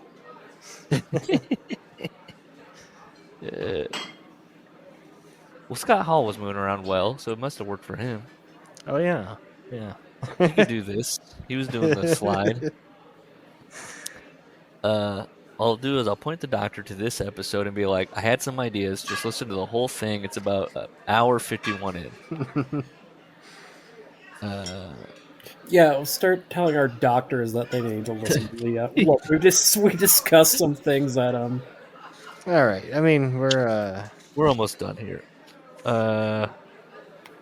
He works with The Rock, and he's still Rocky at this point. He gets asked about it, and I can't believe Mick put this in there. He must be feeling pretty comfortable. He goes, my opinion of The Rocky was, hey, he's a nice guy, but he just doesn't have it. The office should probably just cut their losses and get rid of the guy. it's the opposite of what we always hear. I know, yeah, Brett was like, oh, yeah, I knew. I've been telling the office about Steve Austin since '91. And all Mick did was watch him from afar and go, that kid's got something. Yeah. Interesting. Unless it's like a So- self-deprecating joke. Yeah, then I did think to myself, did he just put that in there because he just loves doing this? And then that guy turned out to be the president of the United States. Yeah. it's whimsical. JR is like, hey, Yeah. They had done these interviews with Goldust, the sit-down interviews with JR, and it really did a number for his in a good way on his career. And I don't remember me receiving the Goldust interviews like that, being like, "Yes, all right, here we go, Dustin Rhodes push." Well, I mean, I didn't really have a reference point for who Dusty Rhodes was, even, and like really at that time. So it was kind of like I I was a don't. big Goldust guy, so I just didn't know. I liked the Goldust character. I was like, I saw Goldust in Mania main events in my mind. Well, yeah, I worked with Piper. Larry's thinking. I Did he like am. Goldust? I mean, first of all, I gotta say it was so quick into his run that he's already thrown it down. I do remember that episode of Superstars that covered it, seeing it in a McDonald's in Detroit the day Bartolo Colon pitched. I can tell you that much. But I don't remember it meaning anything to me that much. I mean, I love Dustin Rhodes in WCW. But I don't know. I was so cold on the product. I don't have much of a... It didn't resonate. It's so And funny. then Foley's is spoken about. Like, it was like immediate lore. You know what I mean? Yeah, right. It was immediately classic. Like, people, like in his 99 VHS tapes, is looking back at that interview as being like, this was the turning point. Well, that's what I'm saying, because they're going, yeah, Goldust, this is doing wonders for his career. That thing we just did with him, and I'm going, did it? Because I don't even think I connected the two. Like, oh, they're doing it again with Mick. In my mind, Mick cemented himself as the first one. Yeah. And then I really didn't think about it again until Hunter did it, and I was like, oh, Hunter, man, he just feeds off of Mick. I thought. Yeah, I remember, the SummerSlam feud or the K. It was always seemed to always come back to Mick and using Mick as to get some. Sure, no, he really did do it twice. Yeah. He has Colette fly in for the contract talks. Okay, because she wanted to be there, which that means she's nervous, and also because she tended to get a better price for my services than I did. How? What is she saying that he's not saying? Hey, man, it's the reason why... Yeah, I know. Is she just being the Sable? No, there's a reason why, like, all realtors are hot chicks, right? Because you're just more... You're more likely to buy the house? Yeah, and you're more likely to give in to her demands. When Mero left the room, Vince Russo and Vince McMahon were like, holy shit. Wait, that house... Wait, he was like, that house's wife. So hot. That it was always a funny story to me that, like, I think Vince wasn't even on the first meeting, but then they called Vince to be like, you gotta see his wife. And then they called him back in for another meeting. Weird. Is Vince Russo suspect? Does he have a target? No. Again. He's reborn. He's absolved himself of his sins. And it's not even a joke that he's only had sex with his wife in his life. That's why he's so repressed. That's why he's so repressed. What a nerd. Yeah, Cornette always talks about that. But it's true. That's what he, really got with her when he was 16. Now we can't get Vince Russo on because they just called him a nerd for being a one-woman man. He supposedly lives in the next town over from me, and like, so like every like 6 months, I'll randomly pick like an Italian spot to like go to, just hoping that one day, handshake, thank you, Mr. Russo. I bet Russo goes to fucking Olive Garden. He's a phony. Oh shit! He's family. He's a phony, I said. Wow.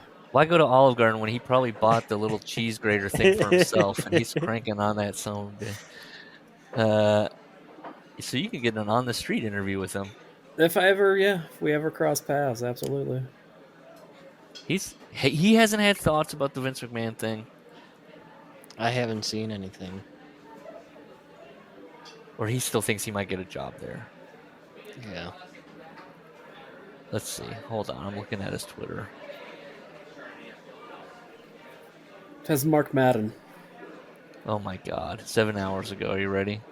Yes. There needs to be an immediate investigation into whether or not Sean Sapp is sporting a hairpiece.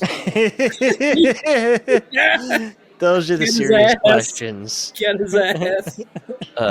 Although he does have, here's a sneak peek from the Hamin Media Group that I guess hosts this thing. Whatever that media group is, I think we can get on it. It's him. Who is here? It's him, Stevie Richards, and Disco? Ben Hameen. Who's Ben Hameen? He looks like he's a guy that like $5 face slaps are now on sale for $10. I don't know who this guy is. He's got a long beard. He must own the media group thing. So okay, it's him. BM's in the DM. What? Channelattitude.com. Okay, so they're talking about what else is hashtag Vince McMahon hiding. Eye emojis. Stevie Richards and I go over with Ben Hameen. It's such good shit. Hashtag yeah pal. Is this gonna Vince Russo gonna be like, I always thought it was weird that he was so crass. All that Shock TV stuff was him. I don't know.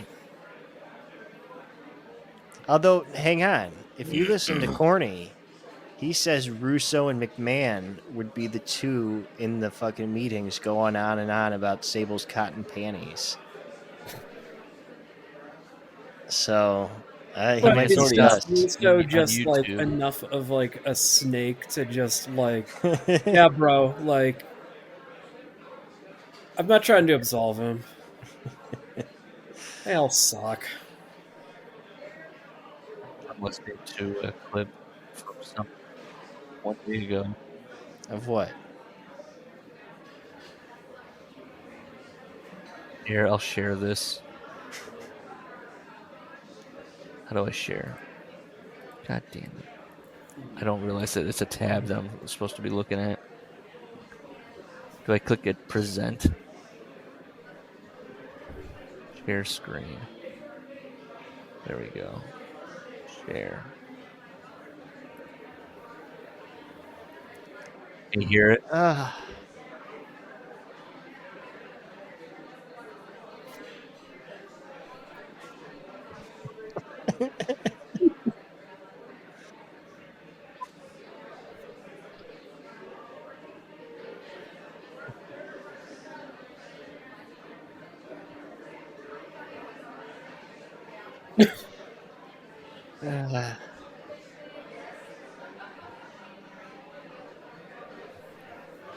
Okay. Click on the Jim Cornette omnibus. God. Lordy. No! God, So of course Vince he has a Russo's- dramatic Vince- story. Yeah, Vince Russo is now the neighbor that goes, I knew There's it all always- along. yeah, there's always something. He's so quiet. I don't know. I never really talked to him much. Vince Russo. Okay, so he says Vince McMahon turned to him and said, if you really knew who I was, you wouldn't have liked me. Or you wouldn't like me. I don't know. I don't know what that means. Like, what does that mean? I don't know. It means nothing. You know that. What does Vince Russo want it to mean? He was admitting to crimes? Okay, so Mick, Yeah, they tell come on. Mick to do the interview without the mask with JR, and he Oh, says, what? Okay, yes, we are. Okay, good. I was thinking this thing's dragging, but I forgot he No. quotes this entire fucking interview. "Yeah, no, we're gonna skip on." He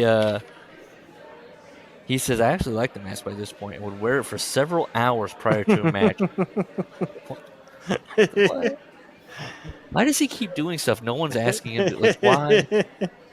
Well, I mean, he talks about the smell. Like, is there like no like odor removal. Why is he process that's sweating probably so very much? I get easy. sweating in the man. But why, like, there's got to be a build up to the smell, too. It's not one day he put it on, he's like, God damn, this thing stinks. You can't get another one made? Like, there's And we remedies to talked this. about this. I can't believe Yeah.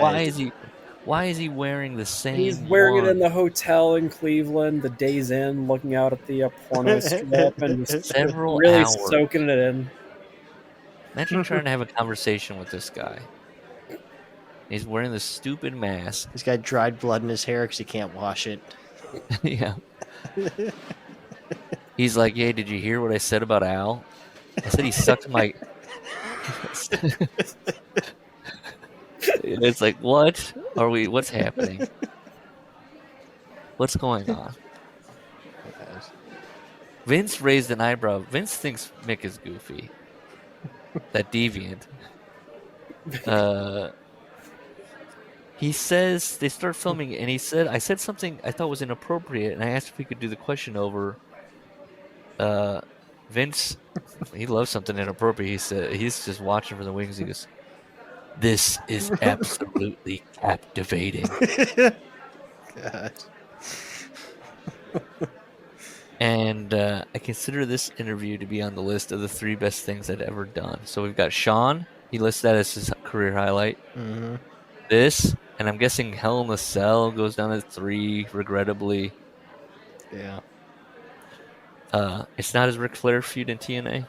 I guess that hadn't happened yet. Oh. So he recounts the whole thing.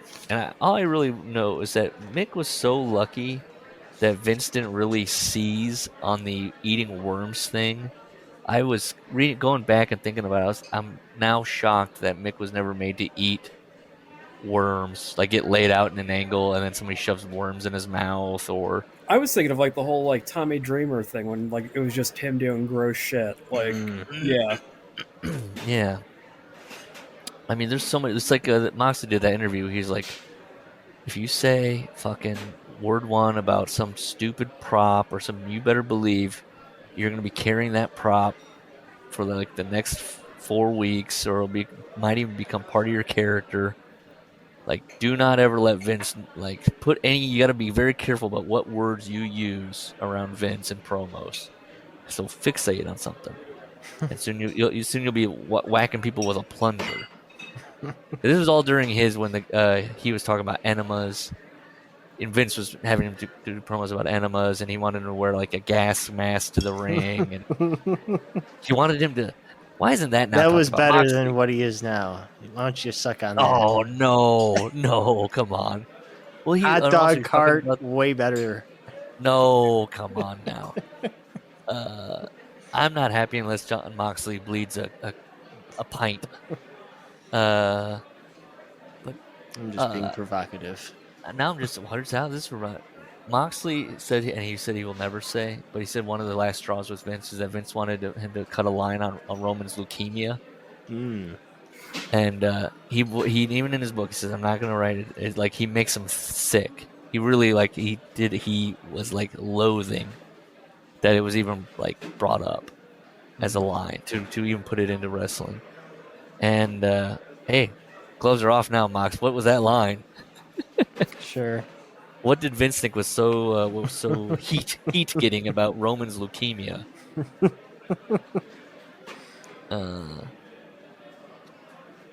I think here's another line I think Vince liked. Mick says at one point, "I have a strange appetite for strange things."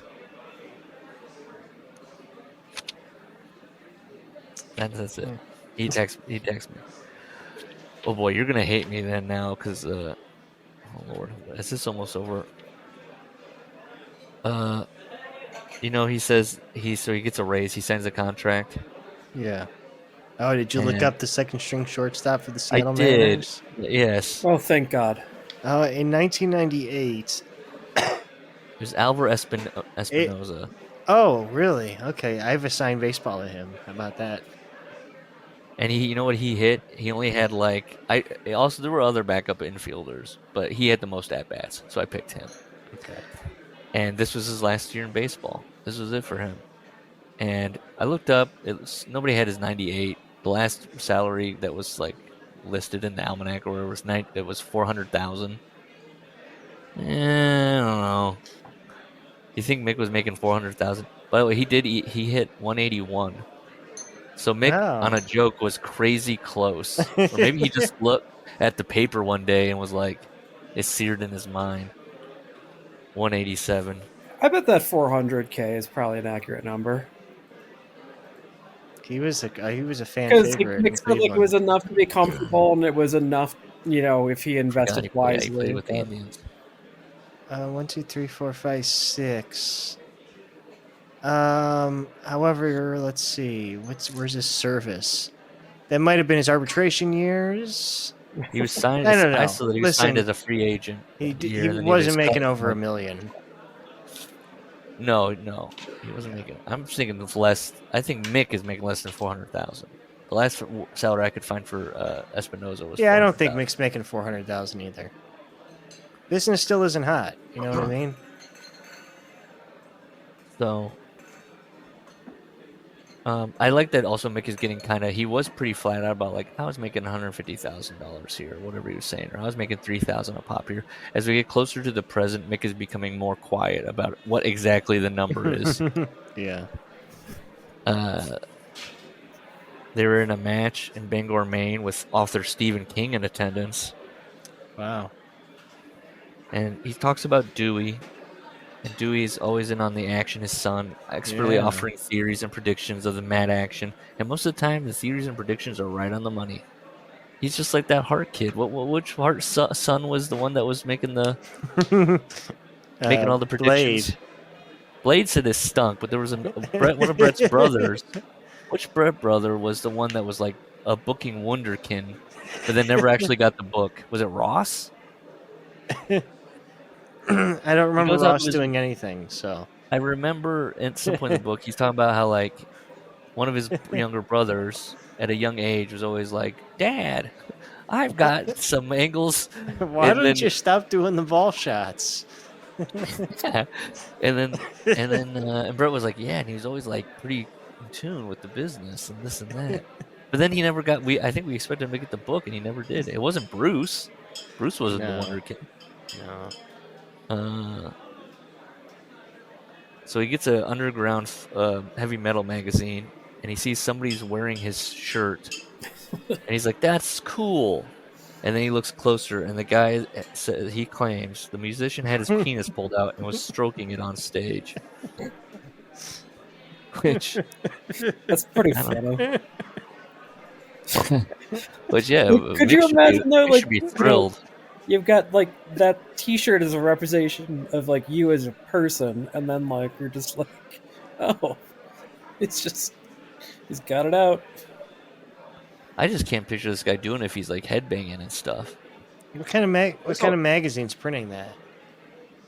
That's true. This is an underground magazine. What kind of dirty magazine is he reading? He said a fan handed it to him. Maybe the fan was the guy, and he's handing him a picture. He's like, "This is me on stage." Probably at that seedy Days Inn. He's in the lobby. Yeah, maybe. He says, "I don't want to ever see a picture of somebody wearing my shirts again. I'm afraid." He brings up the fight. I was kind of shocked that he did. Now, does Brett have two T's? No, he's got one. Oh, okay, that's changed. What's that about? So maybe that's one of the edits they actually caught and made between the. Yeah. Brett rang him up. Yeah, it probably is what happened. Yeah. Just reading your book, Mick, real good. My name. Maybe you can talk to an editor.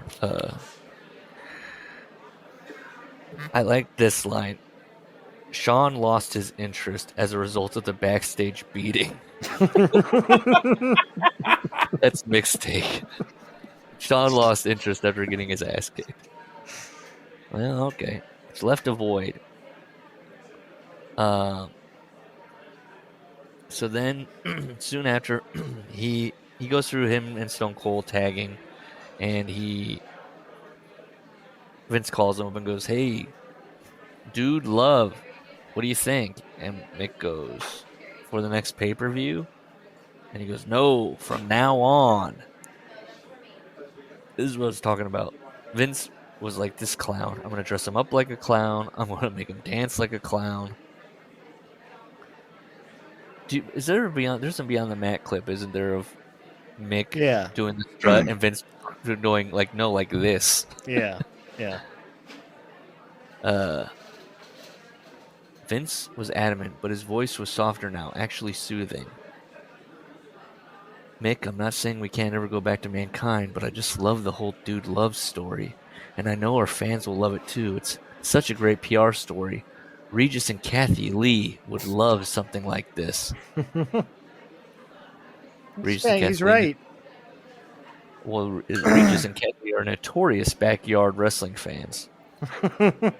They had a lot of WWF shit on though. Like there was like, yeah, I could see Dude Love. I mean, I see it. It's more humanizing Mick than anything. Right, seeing those videos makes him relatable to fucking everybody. Yeah, who does shit in their backyard. It's not just the fucking character; it's the movie part. I typed in Mick Foley, Regis and Kathy Lee, and all that comes up is Roy Lucier's page, and it's Regis and Kathy Lee with the Nasty Boys from '92. What about Mankind? Mankind. I've typed in Dude Love. I typed in Mick Foley. Okay. Mankind. Regis. Kathy Lee. This thing keeps coming up, but I don't think it. I don't know. They're not in 8 key moments in this video. Show results with Mankind. No. I think it's in the second book. Mick talks about going on the Roseanne show. Her talk show. He had a fun story about it. Mick is just... Vince sees him as like I think we're thinking he's on too big of shows if we think he's been on Leno. How did he get a TV Guide cover? I don't. Was that TV Guide's choice? Because Vince wouldn't have done it. Vince is putting him on the Roseanne show. He ain't putting him on Kathy Lee. He's lying to him. There was probably someone at TV Guide that was a fucking mark, and who else would there be? Raven ended up on the cover of the WCW video game. China, Austin, or am I making up China? Was it Undertaker, Austin, Sable? I would have just thought Austin, Sable, and Rock. Maybe Rock. I don't know. Could have been anybody. Mankind or the Undertaker. Is the Big Show in yet? What? No. Vince had made me see his vision. I was smiling brightly as I said, "You really think so?" Which was kind of like saying, "Put me over just a little bit more." And Vince was happy to oblige, and I just wrote, "Yuck." Yeah. And he says, "Dude Love will be a safe sex symbol." And what a burn. Because guys won't be afraid to bring their girlfriends to the matches. Children will love him. What is this pitch to Mick? I don't know. It's a pitch to Mick, though. Like, it's a pitch to him. Like, it's going to be, It is Mick.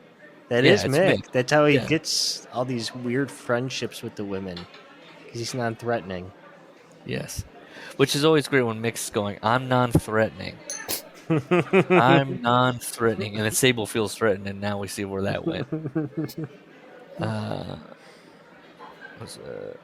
He likes the song, the Dude Loves song. Hell, I even caught that old softy Jim the Anvil Neidhart singing them one time. So, how high was Jim the Anvil Neidhart? What planet was he on when he was singing the Dude Love lyrics? He had to be like dribbling in a corner somewhere when Mick walked by him. There is an inherent flaw in the Dude Love song. What's the flaw? It's a disco song for a hippie. That's a great point. You're asking, then that means Vince McMahon nor Vince Russo have any concept of the difference between disco and hippies. It's all just a smash to them. Just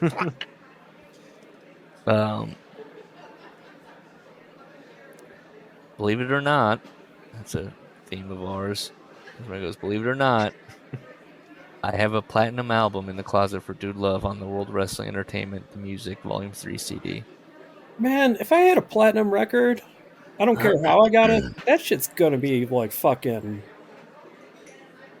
That's above the bed. Like, Yeah. Yeah, he's Stu Hart in it. He's putting it in the closet. What the fuck? like to me, that's a bigger deal than the TV Guide. Yeah. Oh, the DV guide's hanging up on his wall somewhere. Of course it is. Yeah, it's got a nice little shadow box and. So he goes through the whole Steve thing, how they became a tag team and won the titles.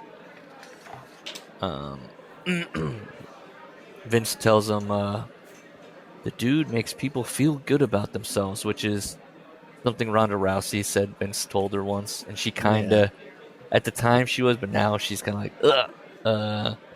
People see you and they see you smile and they want to smile with you. Which I thought, when she first was recalling that, I was like, that is not Ronda's thing. I've never seen her and gone, oh, she's smiling. I want to smile. Yeah. Ronda talked about it. That's what I'm talking about. All she said, though, was Bruce knows. Bruce is an avatar. Yeah. They're in cahoots.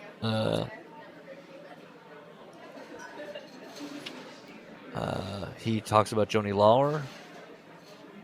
I think he's kind of brought her up a little bit, but China. Yeah. He's talking about SummerSlam '97. Yeah. And that the cage is coming up. He says a lot of guys didn't like putting her over or working with her. Or as Ahmed Johnson had so eloquently put it, ain't gonna let no bitch hit me. Now, why has Mick got a negative animus towards Ahmed Johnson? Probably made more money. Yeah. Ahmed Johnson, when he first got in, was probably making more money. And deservedly so. Ahmed was the fucking man. Oh, I loved Ahmed. I thought he was. That was my guy so bad. Yes. Yes. We need to. Is he alive? Is Tony Norris alive? Yeah, he's been he's been beefing with, I think, Booker T lately. Can we get him on? I'd be frightened. And we can be like, we were Ahmed Johnson. How many white guys our age have walked up to him and been like, dude, I loved Ahmed Johnson? Countless. I think there's a good contingent of us. Like, I don't think that's that. I mean, come on, you're going down. Like, he's alive. What do you think what do you think the pay is on that to show up? 500. 500? I was going to say like a Subway gift card or something. I was thinking, I was going to say an $80. Somehow I think he's more expensive than PJ Polacco. No way. No, Ahmed's definitely more expensive than PJ. I just realized to PJ Polacco. I don't know why I thought somebody else. PJ, yes. Yes, PJ's. We fill up like a gas card or something for him to go get snacks or something. I don't know what he Put some minutes on his phone. He's going to figure out how to turn it into cash. You know what I mean? But Ahmed John, yeah. Well, maybe not a Subway gift card. Maybe like a Bonefish Grill gift card. That's what you. When you're we open with the Subway gift card and we negotiate to the Bonefish Grill. Yeah, let's not go hog wild here. Give them a Bonefish gift card. When you're a junkie, the parents don't want to give you nice things you can sell for Christmas, so they start to buy you gift cards. Mm-hmm. This is true. This happens to people, right? Oh, they can't. They need these essentials, not knowing that that's a whole hustle of selling the gift cards for cash. Yeah. Well, I mean, I've never sold my gift cards for cash. Larry. Oh, you kidding? How many Applebee's gift cards have cashed in? Oh no, we've talked about this, haven't you? Because I've talked about how many gift cards I just have laying around the house, and you're like, oh my god. Yeah, you're sitting on money, man. I'm sitting on money. Go out to dinner every night that week. Live it up. Chili's, what's in there? I just Texas Roadhouse. I don't know. I don't even know where my wife ended up putting them. Just the other night, I asked her. I said, "Have you scheduled that spot? I got you the gift thing, thing of the amount of money." And she said, "No, I don't think you sent it." And I said, "I did. I sent you the screen cap of the QR code." She's just been sitting on it. Scheduled anything. I don't know what happens. We don't do it. We don't punch them in. So Steve Austin was badly injured as a result of a ring accident with Owen Hart. Makes it sound like a board snapped. Yeah, that dastardly ring paralyzed Steve.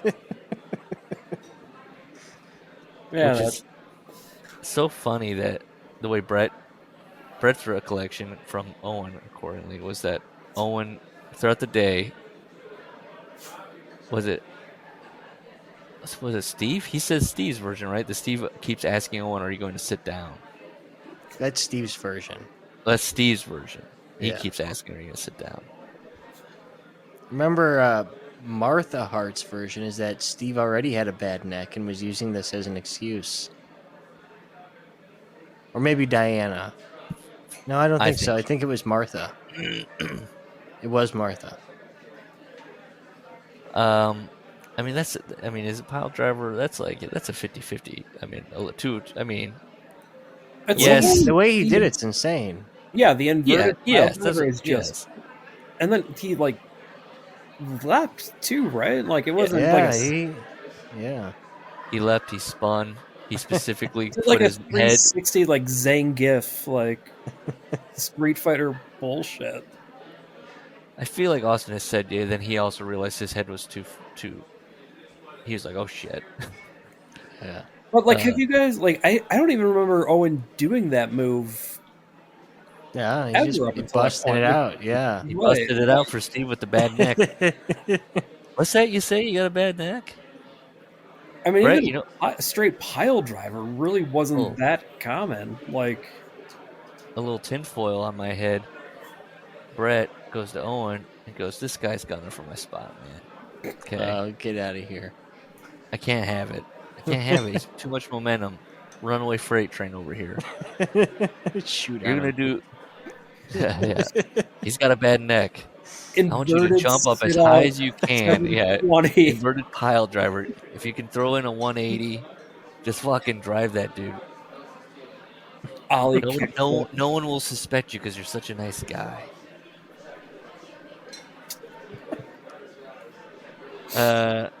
Well, Mick doesn't want to throw Owen under the bus at this point, so he says it's a ring accident. But it was crazy how little Brett and Sean, like the guys at the top, because like in Brett's book, anybody in the top he's engaging with and talking to, like thinking about, and Mick only really talks about Al Snow, Mark Amaro, and Austin and Dee, like his kind of small group of people he kind of chit chats with. Was he? I mean, he said he was a loner, so I guess that's part of it. Mick? Yeah. He just didn't really talk to many people. Yeah. I don't know. I mean, but it's weird that he just doesn't talk about just, I don't know, the vibe of the locker room and like these guys that were on top leading, quote unquote, leading the locker room. Yeah. He talks about his wife being one of the dudettes. He says, I need to correct a misconception. After the airing of the match, a story circulated that I was actively trying to secure a role for my wife with the company. And he goes, no, that wasn't the case. It was just something that happened. And I was like, that's why you were looking at that Observer. Yeah, I was looking at old Observers being like, where did this rumor circulate? Like, what is he talking about? So that must have been at work. Somebody, maybe a Rena Mero. Yeah, that's exactly or what a Mark Mero were like, oh, I see how it is. The Workers Club will speculate. I don't have anything then. No, he's just he has getting a bad match with Owen. Recap territory. Yep. He has a bunch of bad matches as Dude Love with Owen Hart. The end. Really, him signing with Vince is where this book falls off a cliff. I can't imagine. I mean, we got Hell in a Cell coming up, and then after that, I can't imagine. I'm excited for the bonus chapter because he addresses his writing, I think, in that and some stuff. I think he gets. It just goes too much into on-screen recap mode. You're not, hearing any shit. Tell me about Pillman being pilled up every night. I know he on that one. He was like, "Yeah, I saw him the night before he died." Okay. Terry. Oh, the New Age Outlaws. Yeah. But more touting their ratings. Oh no, I'm getting scared now. I just didn't. I don't remember. I didn't remember Mark Marrow in this book. That was not a takeaway Yeah. from when I read it as a kid. I probably still was thinking I'm still kind of a Mark Marrow guy. The Wild Man. I was like, this works for Yeah, him. The Wild motherfucker Man. was a shooting star press. Like, He's got Sable. I was like, okay. yeah, he's a New York Golden Gloves champion. He's got credentials. It didn't. I don't think it resonated with me. I think I'm trying too hard to kind of build him up so we can talk to him. Yes, he was an underrated favorite in like 94, 95 of having some killer opening matches. Like the DDP matches. Who else did he? Johnny B. Bad wrestle. Steamboat. I don't know. But he's a goofball. He's got that Buffalo accent. He's I don't know. I mean, all those segments with him and Sable, everybody just is waiting for Sable to. That's the whole point of him. When's he going to strip? Yeah. We got to suffer through him going, get over there in that corner. Get over there. That's the Buffalo accent, by the way. Get over there in that corner. With the fucking, I do pop for the burlap sack that he made. Yeah. I did. I thought it was very funny when he was wearing the boxing gear, but then he had that little do-rag type, that little, what would you even call that? It was, it's not a do-rag, because it was like baggy. It was like, oh, he did have that. It was even on his Jax figure, I think. Yeah, he had like the little it was a bandana, I guess, but it wasn't. It was more like a cap. It was kind of a like beret. Yeah, and it was always the color of his gear or whatever, and it had long ties to it. You know, it wasn't like a tight knot or anything. He's Italian, right? Can you talk about this? He was Jewish. Thought it was Merowitz. I'm not being funny. Why do I think that? Oh, it says right here. I typed in, is Mark Marrow Italian? Marrow was born into a Jewish it was family. Merowitz. Merowitz. Interesting. We could have looked up in an Observer where they would have wrote Mark Marrow, parentheses, Mark Merowitz. To this day, I still meet people that think I was black. Yeah, I wonder why, Mark.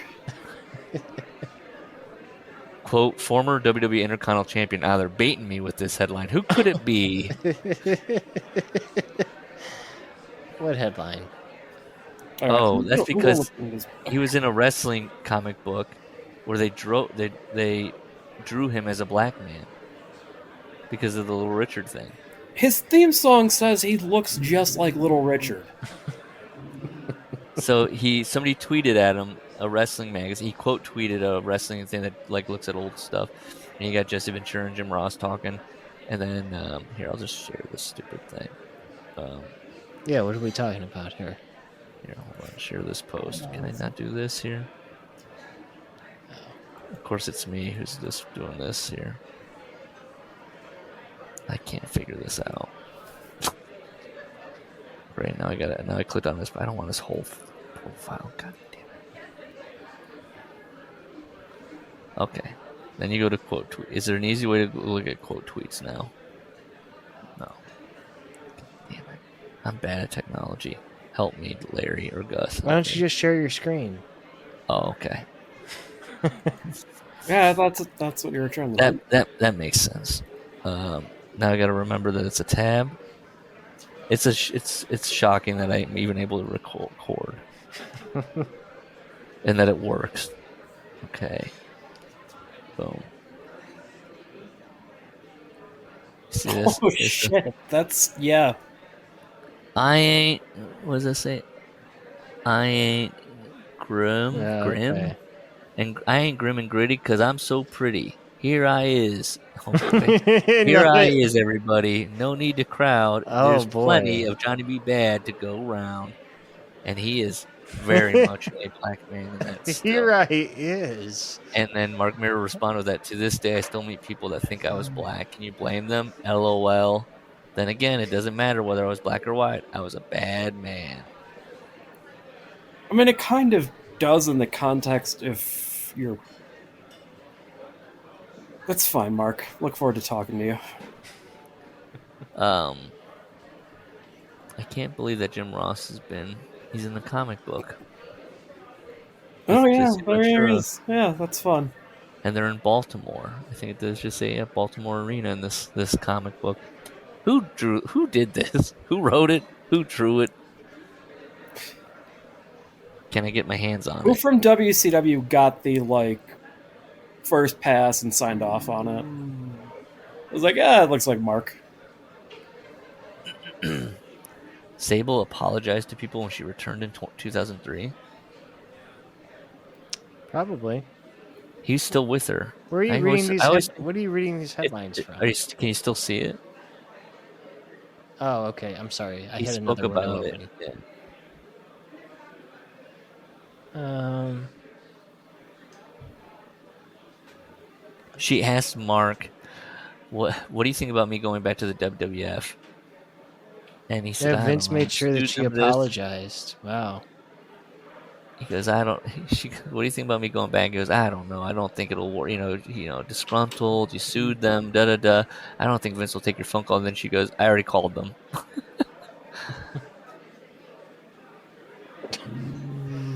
Yeah, that's weird. She apologized to the Undertaker or Stone Cold. She apologized. Vince made certain she apologized to people that were upset she was coming back. Who does Hulk Hogan credit for his wrestling inspiration? Click. See, now I want to know. Oh, Dusty Rhodes? Really? Dusty Rhodes. When was this written? Published February 1st, 2024. Yeah, he mentioned it in that weird Tampa video that they played during the Rumble. He wants a match with Cody. Yeah, it is. The wrestler who was almost Ken Shamrock's sparring partner.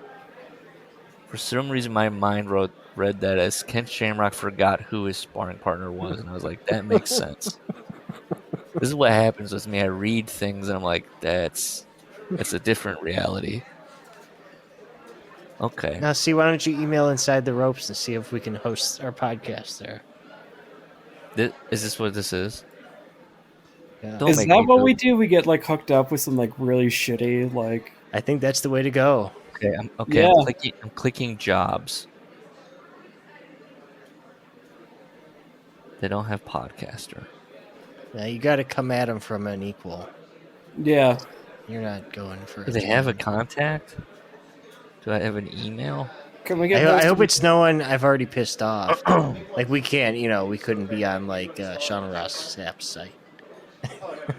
Yeah. That won't Or the happen. Sean Oliver network. Yeah.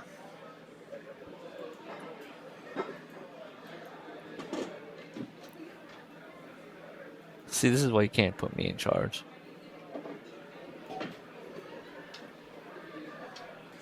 Who's hosting Sean Mooney's podcast? Can we get with them? Submit your cover letter early. Hi. Cover letter? Oh, you can Do go you, suck do my... you want to that. host our podcast? It's not the one attached to the email I gave you. Jesus. We don't have one. I'm sorry. We might have two actually, but we don't know the passwords anymore. No, I got the password for one of them. We got one. I I've gotta just go- been informed we got one. I gotta go to bed. Okay. Okay. Good night. Bye. I'm tired. Bye. Bye.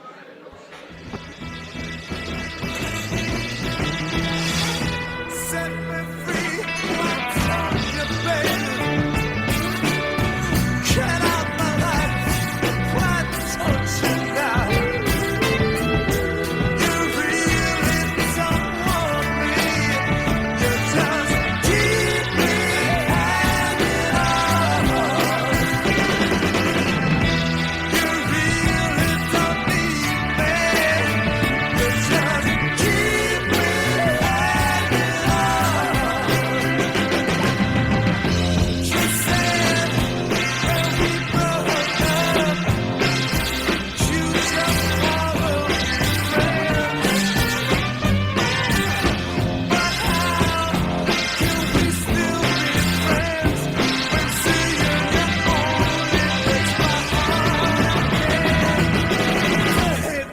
nothing I can do about it.